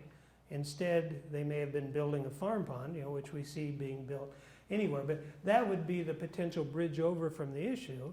And in fact, that question about having to have a permit to straighten a stream went to the Iowa Supreme Court a number of years ago, and they made a person go back and put the crooks back into a stream, right, that they had straightened illegally without a permit from the state for doing it. And so stream straightening and those type of dikes and obstructions in the natural water courses, right, that's a different issue than artificially created water courses, like with the drainage districts systems that they have gone back and physically created. Yes. And so I'll repeat her question, and you folks are maybe more familiar with this than I was, but several years ago, your Soil and Water Conservation Commission took a resolution to the CDI, to the Conservation District State Commission. The resolution wasn't adopted by the full. Yes. It was, okay. And it was adopted by the full CDI, right? So all of the 100 soil and water conservation districts. And it essentially said we need 30-foot buffer strips on Iowa's rivers and streams. Okay? Now the question is, how are we going to get there? There's several different ways you could do it. You could try to do it just by regulation and say, okay, you can't be farming next to the rivers and streams. And as you can imagine, there'd be a lot of howling and function and moaning about that because it was somehow a taking of their property. Constitutionally, I don't think it's a taking, right? I mean, if you're subject to zoning, the city tells you can't build in your side yard, right? Or in your setback from the front road, and you still have the use of your property. Okay, but be that as it may, it'd be non-traditional, let's say, right, to exercise that type of jurisdiction. There have been groups that have studied this, and in fact, the amount of property that's involved in having those type of buffers isn't necessarily a huge amount, right, in terms of it's several 100,000 acres, which sounds like a lot, but if you're talking about 25 million acres of row crop, it's not insurmountable, right? And in fact, if the state wanted to, we could probably go out and voluntarily buy them from people, right? And in fact, the NRCS in some ways has that program, right? And they have a number of buffer strip requirements. My county soil and water conservation district has included in our plan an initiative to try to buffer every mile of the Raccoon. We have 90-some miles of the Raccoon now that flows through Dallas County. The starting point, it would be inventorying how much of it's already buffered, because there's not an insignificant amount of our rivers and streams that are already buffered in the sense of being in some type of natural condition other than row cropping. So Minnesota has this statute, as you know, and I think there's a fair amount of confusion about Minnesota's law. It's been on the books for 40 or 50 years, right, that there were mandatory buffer strips. And then they came back and they re-upped it in recent years, and then they put more state money into it and to trying to help provide compensation to landowners. This issue is a first cousin. I mean, we're going to get a little bit in the weeds, but there's a section in here about water quality as well, right? And it's no surprise that there's lots of debates about Iowa water quality and what could we do, and what are some of the practices that maybe could change, and buffers are certainly one. We farm close to 400,000 acres of the 2-year floodplain in the state, right? I mean, and you can go to the floodplain maps, and there's the 2-year floodplain, and you can go to the maps of corn and soybean acreage. And Dallas County, we have almost 4,000 acres of 2-year floodplain, right, that's being farmed. And some people say, okay, well, from an actuarial standpoint, does it make a lot of sense for RMA to be compensating, providing subsidized crop insurance at the same rate for people in the 2-year floodplain as they are for the people in the uplands? Because the flip of that is the upland folks are subsidizing the damages that you're paying for in the floodplain, because the floodplains are where you have more frequency of claims. And so dealing with the 2-year floodplain and dealing with buffer strips, and those are both subjects that are legitimate issues. And when you're a lawyer and a professor, your head's shaped like a hammer and everything looks like a nail. And one of the nails that I think about is under the public trust doctrine, the state of Iowa is responsible for the rivers and streams and the stream banks. So, draw me the line of where the stream bank is, right? Because if any of you have been on a stream in Iowa in recent years, you know they're eating their banks, right? I canoed 75 miles in the Raccoon and Dallas County last year alone, right? And because we're more tiling, different precipitation events, we've almost doubled the amount of water flowing through our rivers and streams in some places, and we have all this incredible bank caving happening in, right? They're eating their banks. Okay, well, where was the stream bank? Well, it used to be here, right? But now it's up there. I mean, I've got a wonderful slide I took up on the upper Iowa, east of Decorah, paddling down the river, and so here's the cornfield, and here's 4 rows of corn sitting 10 feet down, right, where that whole bank had caved off, and now it's sitting on the edge of the river, and the rest of the cornfield's up there. Well, so if the state has a responsibility for, right, managing the stream banks, isn't there some potential authority for the state to be involved with? And I think this was maybe the subtext of what you were proposing to the State Commission and to IDOLS, that, well, why don't we think about doing something with our stream banks? We talked about zoning and boards of adjustment and planning and zoning commissions. There's a little bit on nuisance law as a bonus, so you'll find there for several pages. I wrote a number of articles and a book about nuisance law.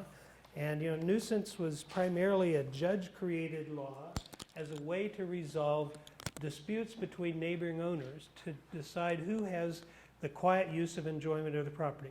We each own our property. We each have the right to use it, but we have the right to use it free from the unreasonable interference of the actions of our neighbors. And so what are those? Well, and so the courts have developed over the years lots of rulings on what that means, right, and different types of nuisance. Then we also have statutory provisions concerning nuisance. And then beginning in the 1970s, the state enacted a series of what are known as right to farm laws. And these laws, every state in the country has them, we've got 3 of them at least, are designed to say that agricultural operations that were in existence prior to the change in the circumstances in the neighborhood get to continue to operate, right? That's the rough concept. And it was a codification of a doctrine the courts refer to as coming to the nuisance, right? I can't move in next to you knowing what you were doing, and even though what you were doing was having some impacts off of your property, and then claim, hold it, you can't do that. And there's a famous case, the Del Webb case, Spur Industries versus Del Webb. And Del Webb was a property developer, and you've maybe stayed in the resorts down in the Phoenix area. And there was a big cattle feedlot on the southwest side of Phoenix, and Del Webb kept building housing developments closer to it, right? And then they finally built them close enough, so all these people bought homes, oh my God, this stinks. And so they turned around and they sued the feedlot, right? As a public nuisance, because there were enough of them, and now, right, enough privates become a public, right, is one way of thinking about it.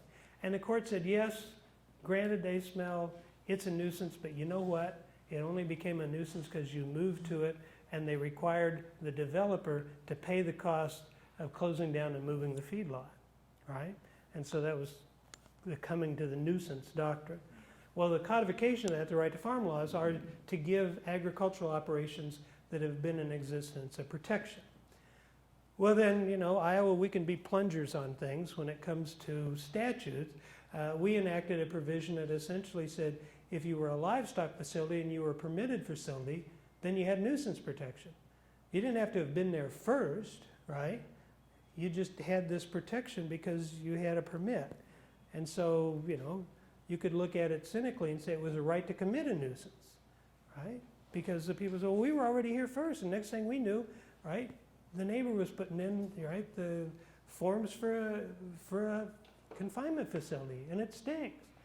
And the state law regulating odor didn't do the same thing, right, as what nuisance would do.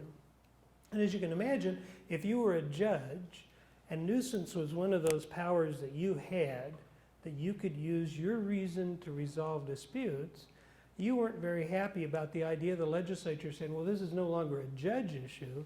Instead, it becomes a statutory question, right, of timing or of definition.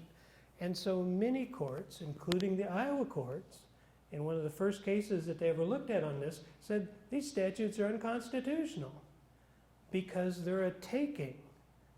Because you now have taken the neighbor's property and said what before would have been a nuisance is no longer a nuisance, and so you've given the operator the ability to take the neighbor's property rights and use them, right, as a place to flow their odors. And they said, hey, it can't work that way, right? The legislatures can't come out and kind of reallocate people's property rights. And then it's a little more complicated than that, as you can imagine, and there have been a number of other cases involving right to farm laws, but that's enough nuisance law to confuse us. So let's talk a little bit about farm leasing, and also keep track of our time. So farm leasing, very important, over half the state. Land in the state's under some type of lease agreement, or leases, still fairly common. You know, one of the issues that we talk about in here a fair amount is including conservation in the lease.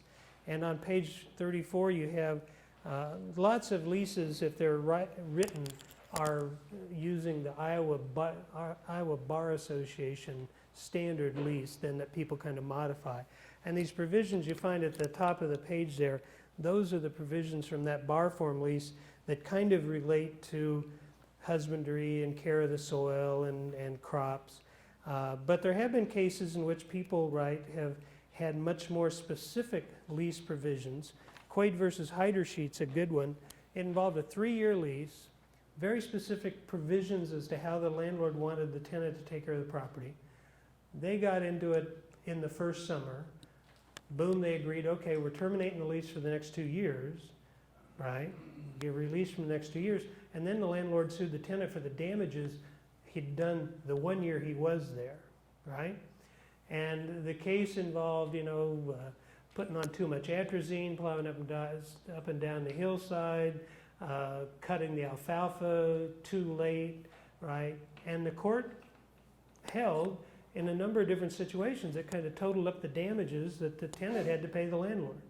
And the tenant said, oh my, this is crazy, you can't make me pay damages, otherwise you're making tenants be the indemnitor of their landlords for any damage that may happen to the property, any normal soil erosion. And the court said, well, what happened with normal soil erosion, whatever that is, right? That in fact, what you did violated these very specific terms of the lease. Now, if you'd had an oral lease, you would, well, if you had an oral lease, you wouldn't have had it for 3 years. That's okay, but that wasn't the issue. What if they'd sued them over the damages for the 1 year they were there under an oral lease? Probably a much different result, right? Because you wouldn't have had this specific language that the court could use to measure the tenant's conduct, okay? And I think, what else do we have here? Oh, let's see. Well, then there's also references on page 37 to both the Ben-Shooter case. This is the Iowa court case that upheld the constitutionality of advance notice of termination, and also the Woodbury County case that upheld the legal authority of the county conservation districts to require landowners to, in fact, implement conservation on their property. And at that time, that case was involved in a complaint by the neighbor, which at that time under Iowa law, that was the only way these things were triggered. Iowa law has since been amended so that the Soil and Water Conservation Commissioners can, on their own motion, initiate investigations of excessive soil loss anywhere in the county, right? And can begin investigations, hold administrative hearings, and then, right, go through the process, which includes offering, and even in Woodbury County, they provided 75% cost sharing, right, to the person. They essentially said, you're either have to going to put in terraces on this side hill or take it out of production. And he said, I don't want to do either. And he said, we'll pay you 75% for putting in the terrace. I don't want to do that. You can't make me spend any money. And the court said, yes, we can, right?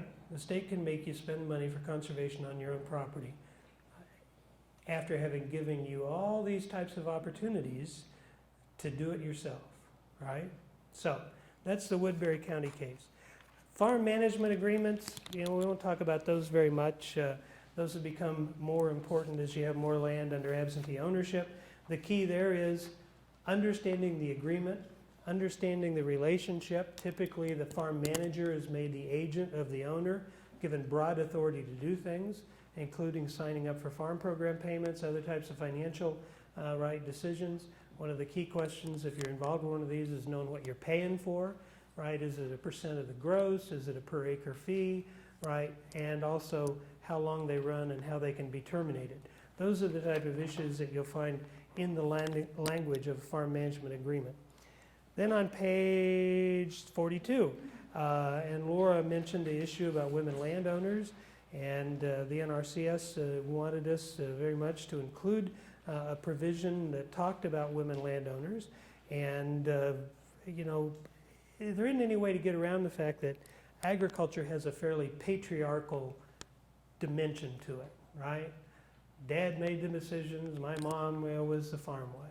Now, of course, anybody that's been in a family knows that that may only be what it looks like outside, right? On the back 40, mom got a fair amount of authority in this whole deal, right? But the issue when it comes to land and the questions of communication, right? You know, when I was teaching at Drake, it wasn't uncommon for me to get letters or people would send in questions.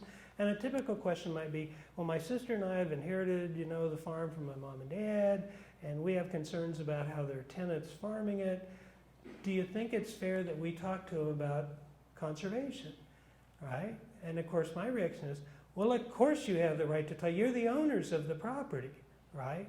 But just that idea that, well, you know, I haven't lived here. I don't know that much. You know, the tenant, you know, mom and dad liked him a lot, and so that whole issue of people understanding and embracing the power and the responsibility they have.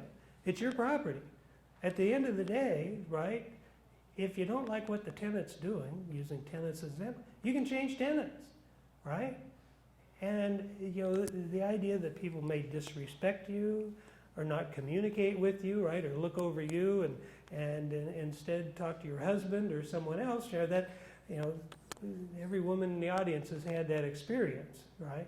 But that doesn't mean that you necessarily have to live with it, or that it's, right, either serves your purposes or serves the purposes of your land.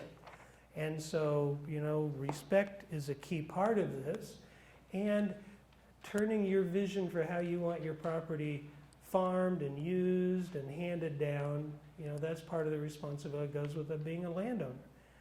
The land doesn't know, right, whether you're a boy or a girl, right? The land knows somebody owns it and hopes that whoever owns it takes good care of it.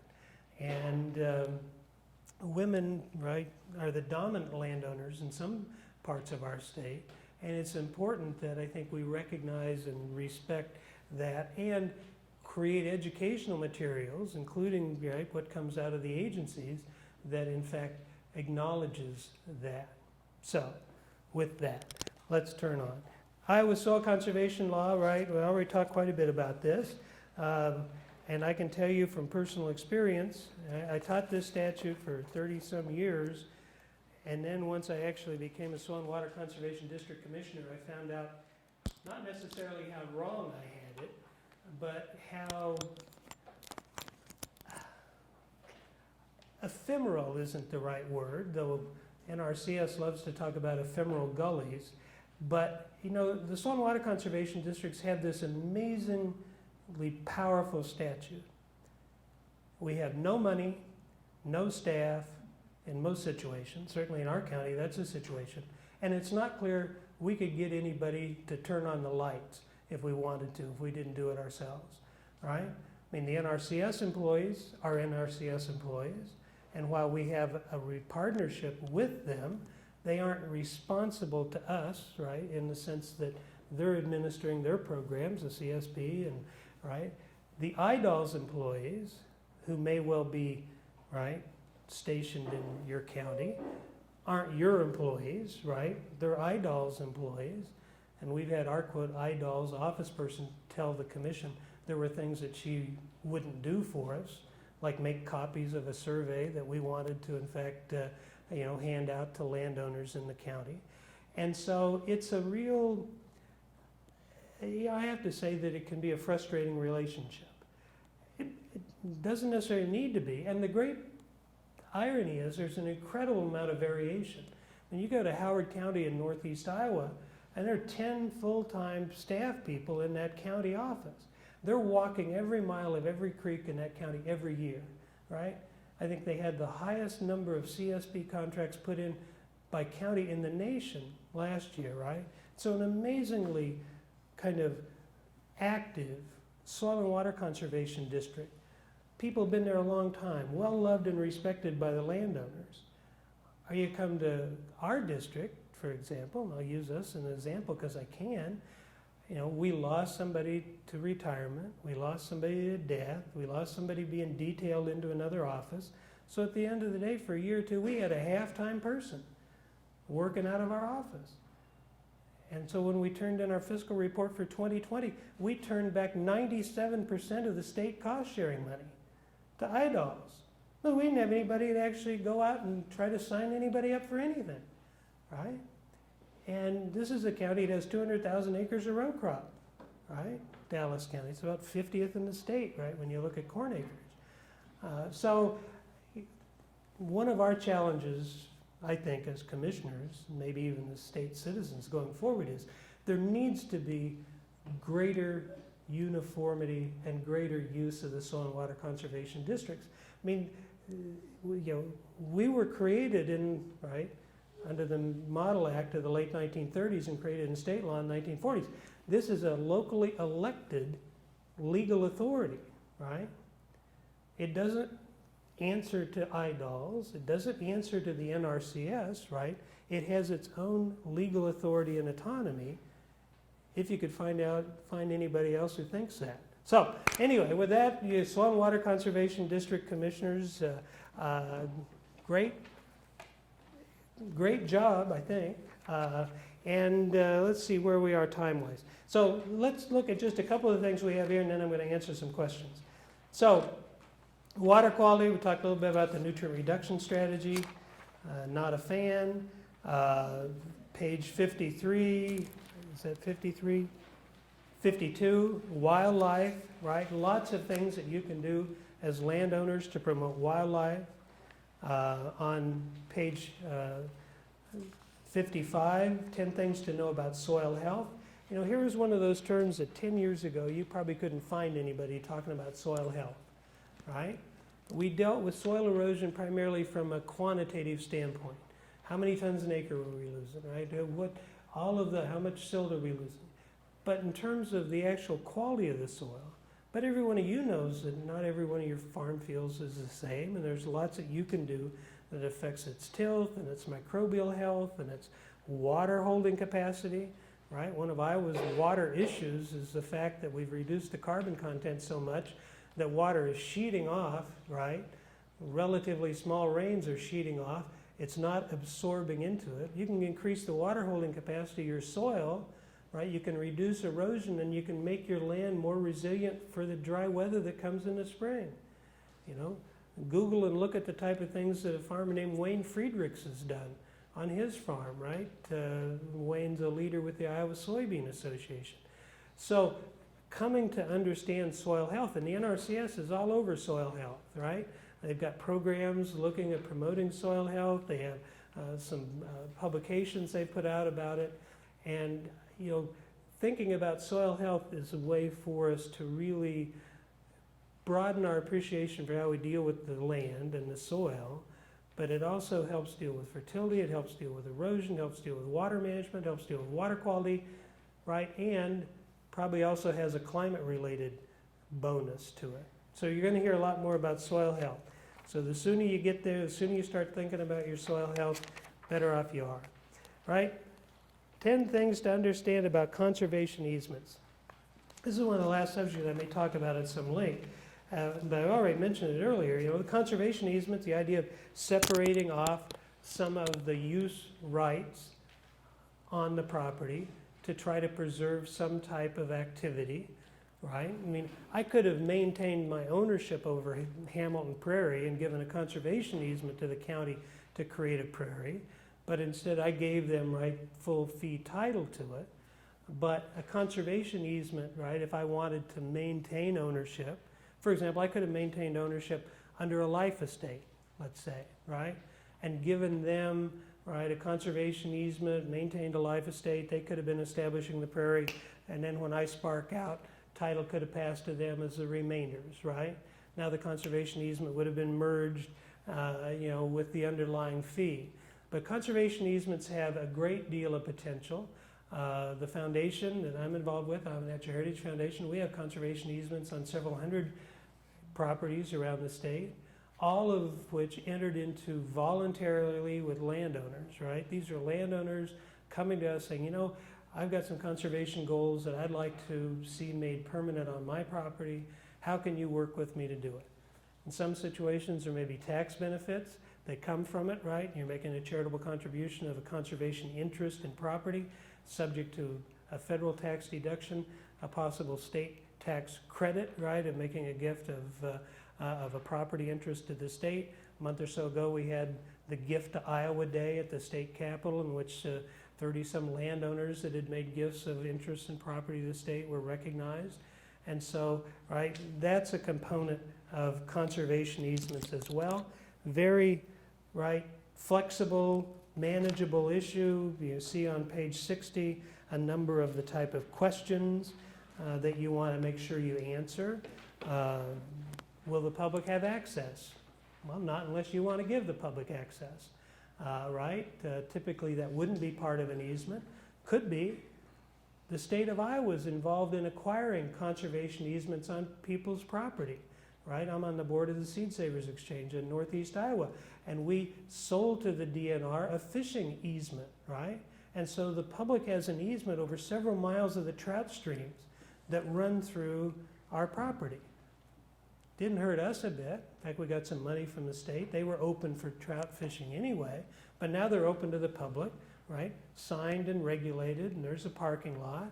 And the state, right, has acquired easements on many streams. And I believe they even have a program where they can obtain easements on farm ponds to try to increase the public access, right, to recreation.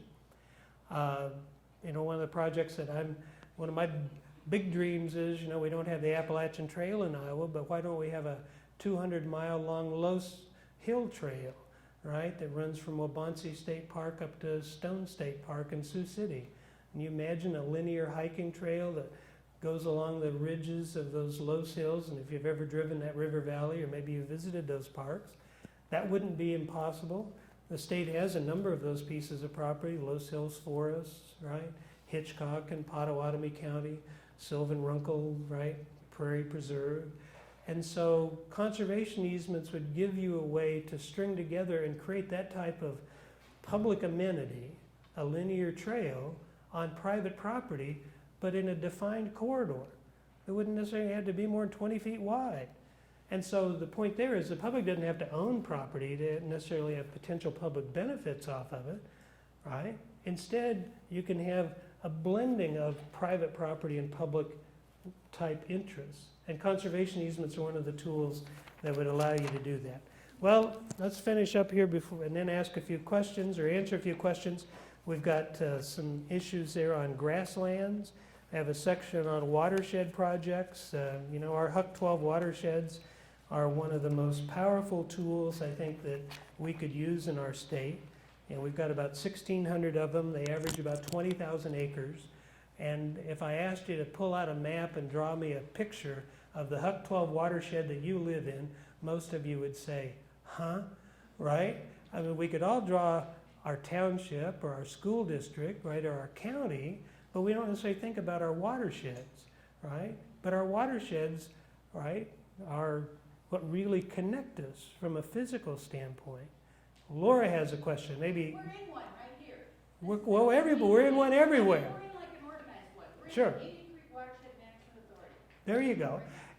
And the issue, and I'm glad you mentioned that, because think if we replicated that in more of the Huck 12 watersheds around the state of Iowa, right? I mean, they're of a size where you know pretty much everybody lives in them. You could get them all together in a bank basement, pretty much, right? You could identify what's the impact of what we're doing on the property. Where would it make the most sense for us to put in constructed wetlands, right? If we were serious about water quality, organizing around Huck 12 watersheds are the perfect way to go about doing it, right? Now, they require us to think across jurisdictional lines, right? It's hard for us to think outside of the county maybe, or outside of the school district, but these are lines that nature lays down for us. But I could tell you as a kid growing up, hey, I couldn't have told you, hey, once the water got 2 miles from our farm, I couldn't tell you where it went, right? It only reached the 102 River, right, somewhere, right, and flowed down towards Tarkio, Missouri. But, you know, once it came out of our tile lines and went under the ditch and went out through the Bavards, who knows where it went? But I think collectively that may be one of our problems, right? If we only think about water as being, man, I'm glad I got rid of it, you know, and I don't know where it went or who it affected. We're all downhill from somebody, right? And so thinking about who we're downhill from and who's downhill from us can be something that might be helpful. And then you've got, on page 68, you've got the issues of working with the NRCS and how you can find them and what they can do for you, and, you know, a long history of providing technical assistance and cost sharing. I think it's fair to say the agency's been hampered by staff cutbacks in recent years, and so one of the challenges they're facing is staffing up and having the bodies that it takes, because all of these things we're talking about, and particularly we're talking about climate change and all these things that we haven't even got into, it's going to take people to work with landowners to help develop these plans and deliver these programs, right? And so it's going to take staff people and bodies and folks that understand the land and soil and these techniques. And the NRCS is right at the tip of the spear in that, and a partner with the soil and water conservation districts. And their programs are voluntary, but they're also very helpful. In the end, oh my gosh, questions for prospective buyers. Well, let's assume that y'all already had it, so you don't want to ask any questions about prospective buyers. But if you are thinking about buying property, one of the first questions you have to ask yourself is, well, what am I actually buying? All right, and when the sale bill says 80 acres more or less, or M/L, you might recognize that the more or less means that it may not be 80 acres, right? And it may be less, right? And this may be where that acquiescence and boundaries issue could come up. But walking the property and seeing what's there, seeing the natural features, seeing whether or not there's anything that may be potentially problematic, like, my God, that looks like an awful lot like an open dump, right, back in the middle of that section, right? That would be the type of thing that you'd want to find out about if you were a prospective purchaser. And you asked a number of questions. So one of the questions relates to soil testing on a family farm that's leased, and can you do that legally or not? And so I'm going to take this from the legal perspective to begin with.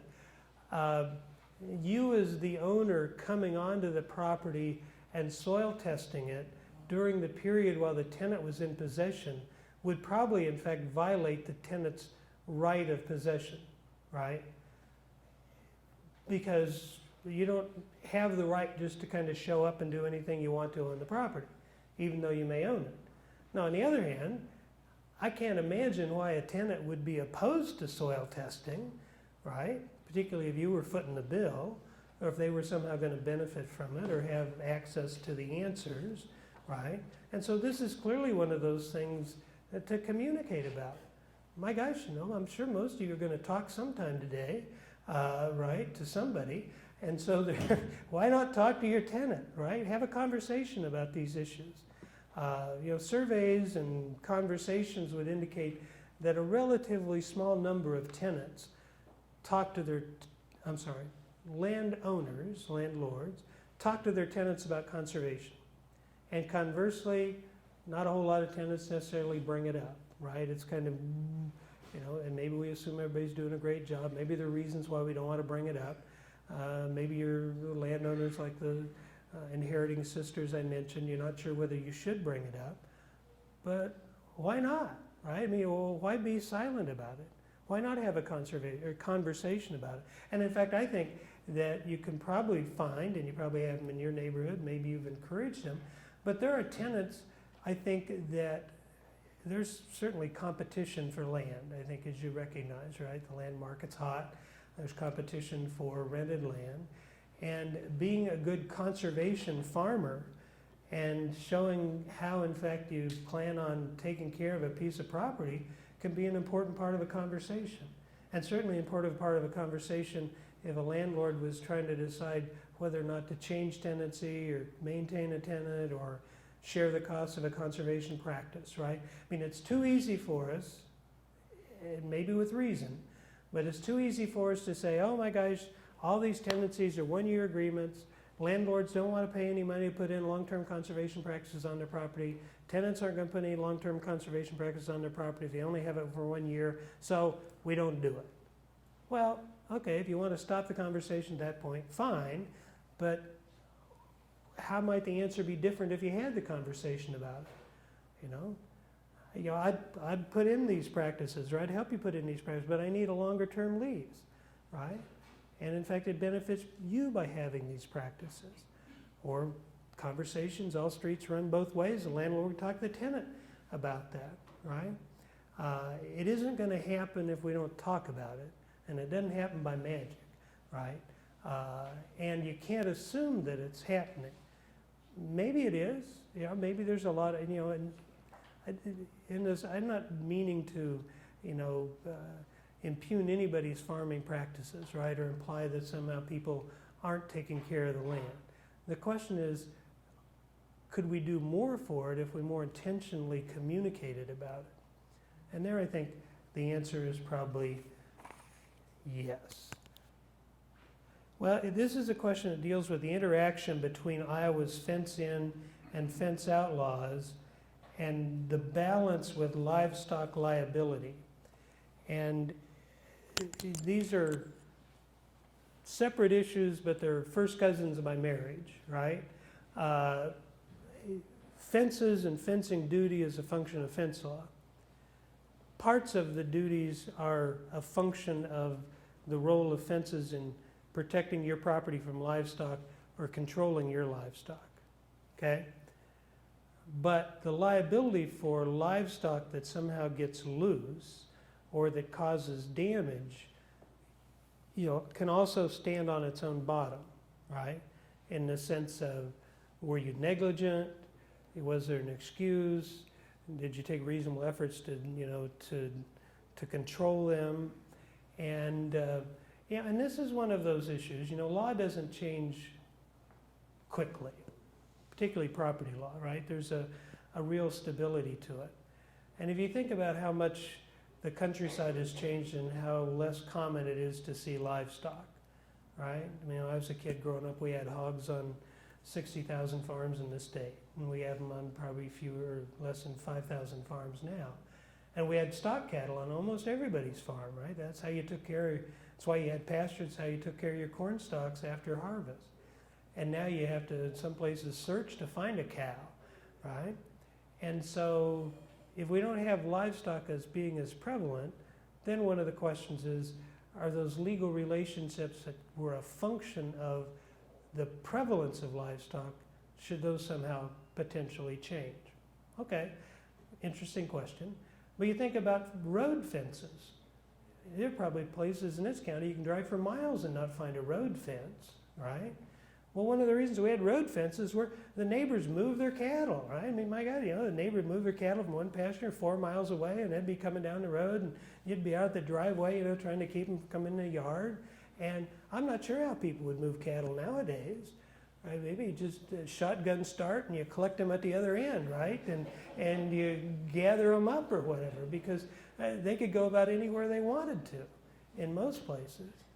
But and there isn't any requirement you have a road fence either, right? I mean, I don't believe there is, and I don't think your county ordinances probably don't require it either. And that's how you can kind of cheat over a little bit, right, into that road, get that extra row of corn.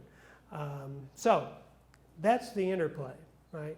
They're related in certain circumstances, but not all of them. And there's such a thing as called an adjuster's law. There you want to write down an archaic legal term, adjuster, A-G-I-S-T-E-R. If you play Scrabble, that would be a good one. An adjuster lien is if you would take up a straying animals and take care of them, right? You have a lien against them for the value of the feed and your services, right? Against the livestock. And in fact, under Iowa law, under the straying livestock chapter, you can actually claim title to them eventually, right? If nobody actually comes around and claims them. And so these adjuster liens would be a little bit like the lien that the person at the livery stable had, right? The person at the livery stable, right, was taking care of your horse, didn't own your horse, but if you didn't pay for your horse's feed after a while, right, they had a lien against your horse. It's kind of like a mechanic's lien on your tractor, right? The implement dealer doesn't own your tractor, right?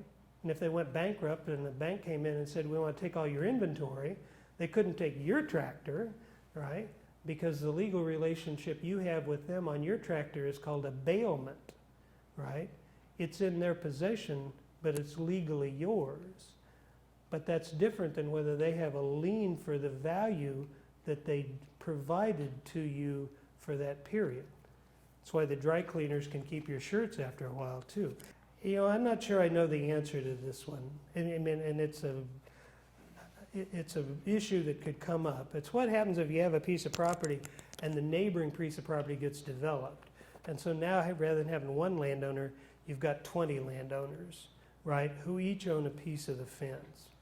And I hope that the answer that might be found there would be under the subdivision code of the municipality and how it related to their duty to have their own fences, right?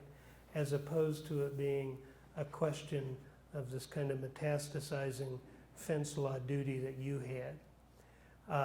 The other way to get around that would be, if you could fly back in time, was when you saw that the property adjacent to you was being developed, you could enter into an agreement with the developer that fixed the fence law responsibilities and said, listen, you're developing your property, I don't want to have any responsibility for these people's backyard fences. Now, on the other hand, if you still have livestock, right, I mean, again, this relates a little bit to this question, the interplay between fence law and liability for livestock. It's a difference between whether somebody can make me build a fence and whether I better have a fence because I'm running livestock, right? And so, right, the fact you couldn't make me build a fence, if you aren't going to build it, or if there wasn't a fence there, or I didn't like the white plastic picket fence you put up, I might need to put up my own fence to have my livestock. Who are the trustees? I've never voted for anyone to be a trustee. Are you talking about the township trustees? You know, drainage districts have trustees, and then the vote would have been within the township trustees. I think it's on the back of the ballot. And it's where you have to get through the Soil and Water Conservation District commissioners first, right? And then you get down to, and I've always told my students, if you want to get elected to elective office in Iowa, township trustee might be one that's sitting there waiting for you. You don't, but you know, the township trustees do other things too. I mean, historically, they also took care of the country schools, the cemeteries, and in some places they run the volunteer fire departments. Like you can have like Saylorville Township Fire Department's a township on the north side of Des Moines, and I'm pretty sure the township trustees are involved in running that, you know, collecting the money to run that fire department. So the duties can change depending on what's involved. I think my own dad was township trustee at one point, and I went to a one-room country schoolhouse the first year I went to school in the late 50s. And so it was going, well, who took care of those schools, right? And who was responsible for maintaining those? And I'm pretty sure it was the township trustees. Your neighbor has sheep and goats, but you have cattle, fence divided, standard barbed wire, retained cattle, not sheep, goats. Is it your responsibility and expense to replace your part of the fence to woven wire, whatever the sheep require? Well, not necessarily, right? So this is the question of, cattle on one side, sheep and goats on the other side, standard barbed wire fence, maybe doesn't doing a good job of retraining or distraining the sheep and goats. You don't have a duty to make your fence tight under the code until the neighbor makes their fence tight. But I believe that it's, again, all roads run both ways. If you make your fence tight, they have a duty to make their fence tight. And if your concern is these dang goats, right, then, you can, deal with by putting up a tight fence or complaining with them and wanting them to pay the damages when the goats got in and ate all the roses or whatever they did. You would think that people that would have livestock like that, that would need a better fencing system, would accept responsibility for doing that. But then I wanted a pony at Christmas too. So when does an abstract need to be updated? Well, typically they're never really updated until there's some type of transaction, right? Because there's a cost to updating them. And so, right, and many of you, right, you've probably paid to have an abstract. And then the question is, do you still have it, right? Did you keep a copy of it? Or is it maybe it's on file with the abstract office, right, that you hired? And then the next time that there's a transaction that involves the property needing to be the title cleared, that's when the abstract would be brought up to date. I mean, you could bring it up to date periodically, but nobody's really looking at it, right? I mean, all the abstract is capturing the record of the deeds that have been filed with the county, right? And so it's not the abstract that creates the record of the legal interests, right? The abstract is a reflection or a distillation of those, but used as that pivot point of a transaction between people. Making sure that your interests are recorded is the key. Iowa law requires, boo, drumbeat, listen to the ice crack. We have a provision in Iowa law that farm leases of 5 years or longer have to be recorded. Not one-year leases, and not one-year leases that become longer than 5 years by operation of law, but long-term leases have to be recorded. And you say, well, why would they have implemented that, right? And it had to do with Iowa's law on corporate farming and non-resident alien ownership, right? And one of the ways that you could effectively transfer an interest in property but have it not be revealed would be to enter into a long-term lease if the lease was never recorded. Because the putative record holder, the title holder, would be whoever was on the deed. And that's what was recorded. And so the legislature, as a way to deal with concerns about this kind of leakage of knowing who actually owns the land, implemented this 5-year lease recording provision. Not oftentimes referred to, not particularly well known. And let me throw you out another one that's not well known. I mean, I swear to God it's in the Iowa Code. Every time I look at the Iowa Code, it's in there, but I've never found anybody that, but I'll test you. There's a provision in the Iowa Code that says your tiling records are supposed to be filed with the county, and that the county is supposed to maintain a tiling record book. Has anybody ever seen the county's tiling record book?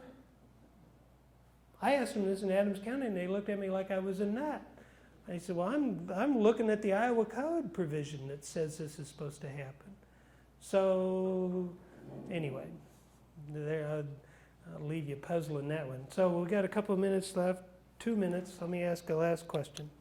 Well, this is a good issue, and I'm not sure I've got a direct answer, but it's a drainage law question. And it says the landowner is directing water that's draining or coming off of a house, right, coming off of a property, through a tile to the neighbor's hillside, and then it's creating some erosion. So I take it that the tile's outletting on the neighbor's hillside and then making a gully. And part of the issue there is, again, the neighbor must be the dominant estate, because the elevation's taking that down the neighbor. The landowner has the ability to collect it and deposit it on the neighbor. Part of the issue would be whether or not the place where they're outflowing it isn't in what would have been the natural water course, right? And instead, right, they're kind of carving a new water course out of convenience because they didn't want to run the tile any farther, right? And so that would be one of the questions. And so then the next part of the question, what are the responsibilities of the neighbor directing water? How can the neighboring landowner deal with the erosion issue? Letter, personal contact, certified letter, quoting the law. Well, I think you need to figure out kind of the factual lay of the land, right? In terms of, let's assume the tile wasn't there for a moment. The water's still going to come off the house. Where would it have gone, right? I mean, water's going to eventually collect and move on downhill in some type of natural water course. It's going to find its own path, right? And it may well, the neighbor who thinks their hill's being eroded may well figure out that, well, my gosh, where they're putting it's a better place than where it would have gone otherwise, right? It might have come down my driveway, right? Or, gone somewhere else. And so this is, again, just like good fences make good neighbors, apple pie can go a long way. Having a conversation about this, there's no reason necessarily to lawyer up, and no reason to assume that they know you have a concern about it, right? If you've never said anything to them about it, why would they know it was bugging you, right? And so, before you go out and plug up the tile or, direct the water back onto them, which you can't do, you might want to try to have a conversation about it. And this is also, this is clearly in an urbanized area. I mean, if we're in a suburb and we have houses adjacent to each other, it may well be that the zoning ordinance or the city law would have some application, right? Many zoning codes have provisions, for example, that properties have to have on-site water holding capacity. And so when you drive by properties and you see these swales and these things that kind of look like depressions, and maybe they get full of some water, right, when it rains, those are actually part of the building code and required by zoning as a way to control the water coming off of the residential neighborhoods, right? Because if we asphalted everything and we shot everything into the street, all we've done is create more flooding downstream once everything gets downstream. So on-site drainage retention, right? And it may well be that it makes as much sense for the neighbors to daylight their tile in a rain garden. And in fact, the NRCS has programs that pay for these type of urban conservation provisions too. Rain gardens, rain barrels, right? How you can actually design the sides of your property as a way to control water runoff. Okay? Is there a rule about stream crossing fence as to which landowner needs to maintain? Well, I mentioned that earlier, and the issue here is the fence viewers can allocate that responsibility. And just because the stream might be on your right hand, doesn't mean that you have the sole responsibility, or means that they can't limit your responsibility and give the other neighbor a longer stretch of non-stream, right? But that would be an issue for the fence viewers. Okay, well, so the NRCS is real particular about how we refer to their programs, right? And their land easement program is now referred to as ALE, Agricultural Land Easements. And they have easements for grassland and cropland, right? What we would have looked at. Historically, they had a program called the Farmland Protection Easement, the FPP program. And all of these easements, I think under the 18 Farm Bill, were kind of put together in one land easement chapter, okay? And so if I've misstated what they are, they're a good reason for you when you talk to the NRCS to make sure that you understand the nature of their easement programs. Okay? So with that, it's 12 o'clock. We're right on time.